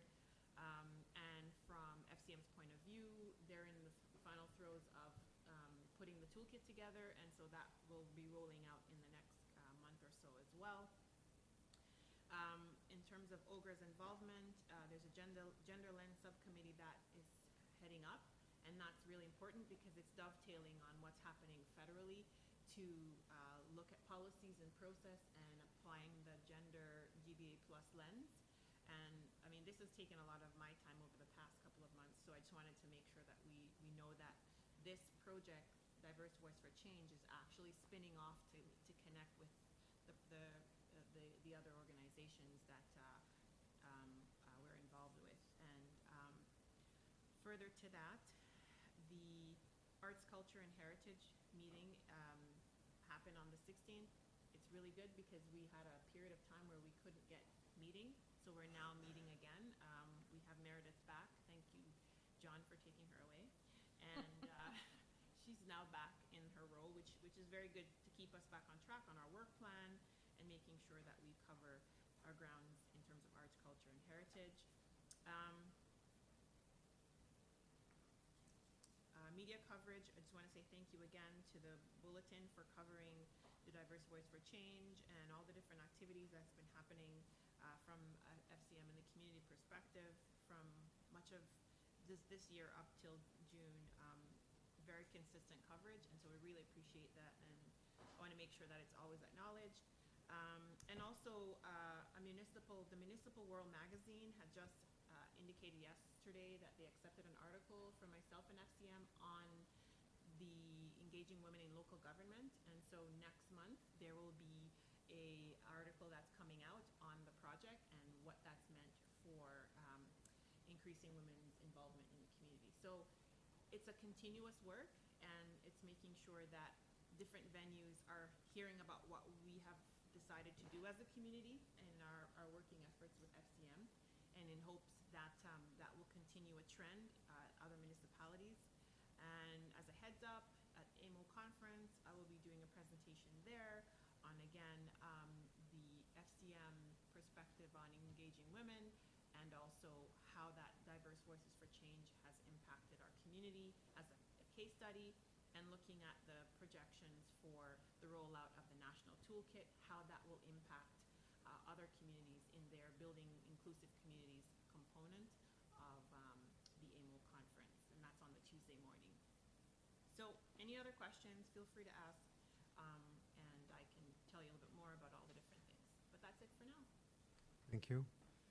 I think we'll move right into the motion to move into closed session to discuss matters of a general nature, as noted below. The council moves into closed session at 8:32 p.m. 8:32 p.m. Yep. To consider subject matter of general nature, subject matter relating to a proposed or pending acquisition or disposition of land by the municipality or local board per Municipal Act. 3 items.